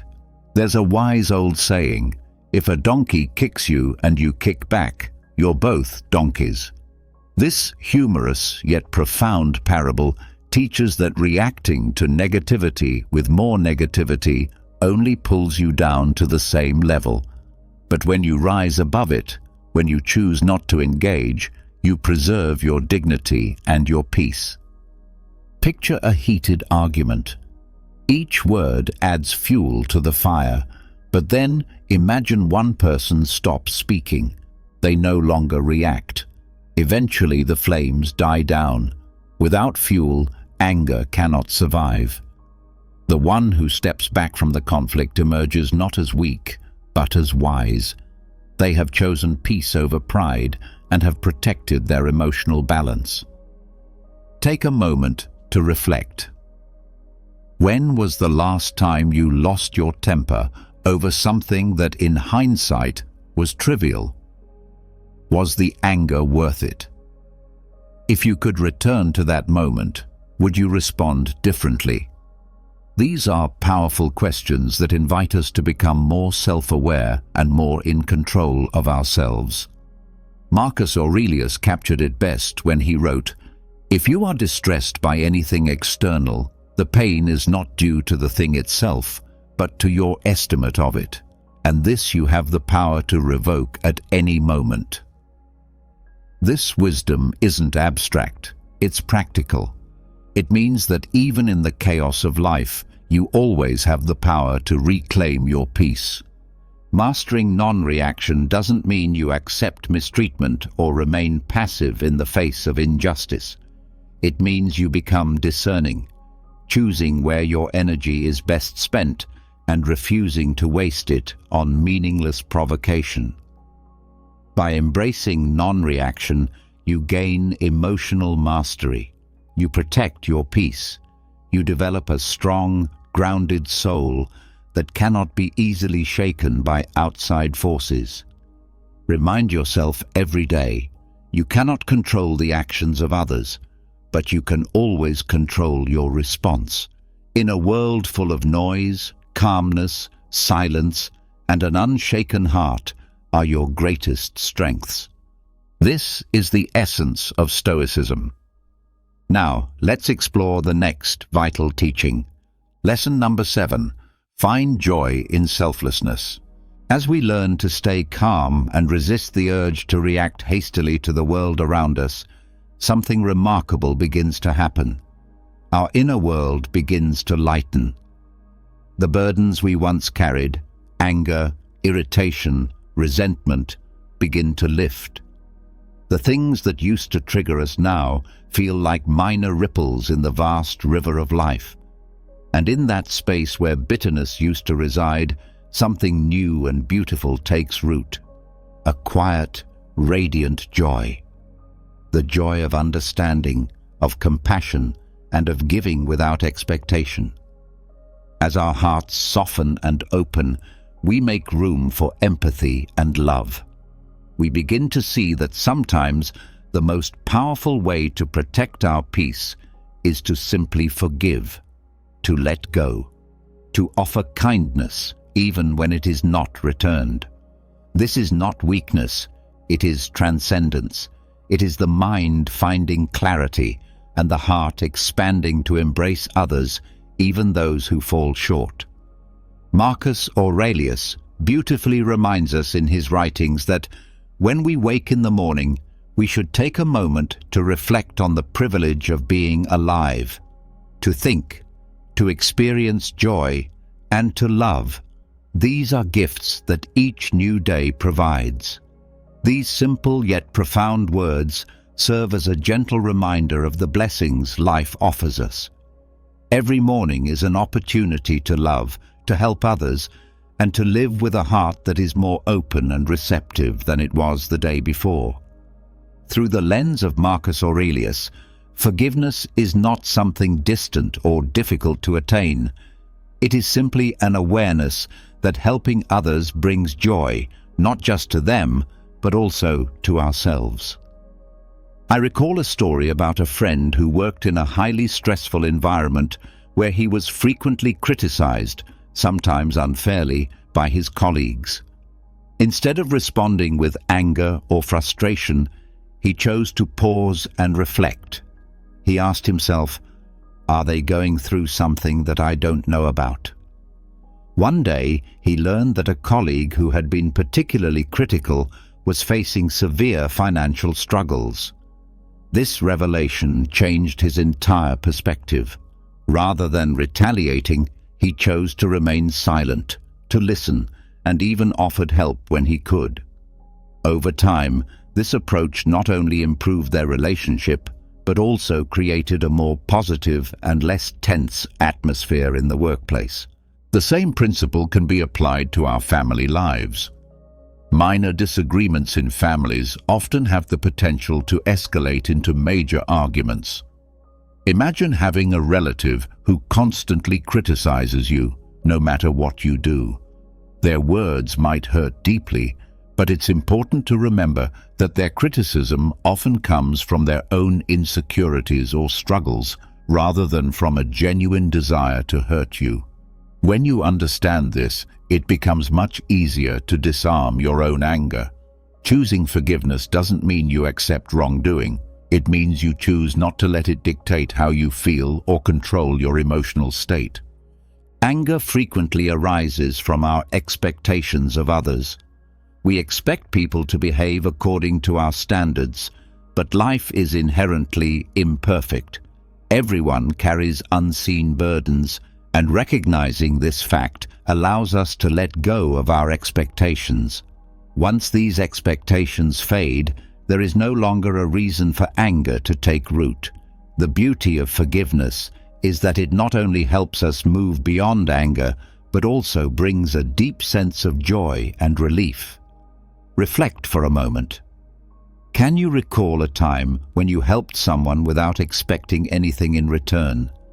How did it feel? It was likely a peaceful, fulfilling experience, one that brought a sense of purpose and joy that surpassed any material reward. Epictetus once wisely stated, "No man is free who is not master of himself." Practicing forgiveness is not only about giving to others, it is about reclaiming control over our own emotions. It is a form of spiritual freedom, a state of peace that cannot be bought with material wealth. Modern research supports this idea. People who regularly engage in acts of kindness and selflessness report higher levels of happiness. The teachings of Stoicism, which have endured for millennia, understood this truth deeply.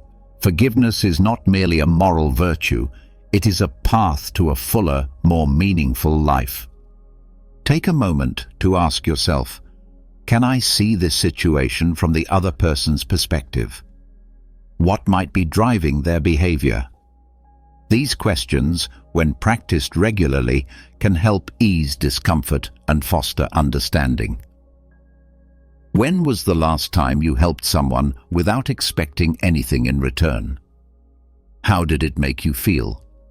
Reflecting on such moments can guide you toward practicing forgiveness daily. It doesn't have to be a complicated or difficult process. Sometimes it's as simple as showing patience with someone's carelessness or refraining from trying to control things that are beyond your power. Instead of clinging to anger, focus on bettering yourself. When you extend kindness to someone, be grateful for the opportunity to do so and let go of any resentment. Seneca, in his timeless wisdom, beautifully said, "Wherever there is a human being, there is an opportunity for kindness. Wherever life places us, we have the chance to offer compassion." Choose forgiveness, not just for others, but also for yourself. Through giving and understanding, we build a better world for both ourselves and those around us. Forgiveness is not just an action. It is the key to living freely and peacefully. In conclusion, we have explored 7 methods for maintaining inner peace and remaining unaffected by the anger or annoyance caused by others. These principles are not merely philosophical musings. They are practical tools that guide us toward true inner freedom. By embracing acceptance, we learn to align with life itself. By letting go of judgment, we free ourselves from the burdens of bias. By relinquishing control and embracing imperfection, we take responsibility for our emotions and practice non-reactivity. All of these steps bring us closer to genuine self-mastery. Along this journey, finding joy in compassion becomes the greatest gift we can offer, not just to others, but to ourselves as well. If you found this video helpful and have not yet liked it, please take a moment to do so. Your support truly helps us spread these positive values. Don't hesitate to share this video with your loved ones, as even a small message can brighten someone's day. And be sure to subscribe to the channel so you don't miss out on more inspiring content coming your way. Thank you for being here, and I look forward to seeing you in the next video.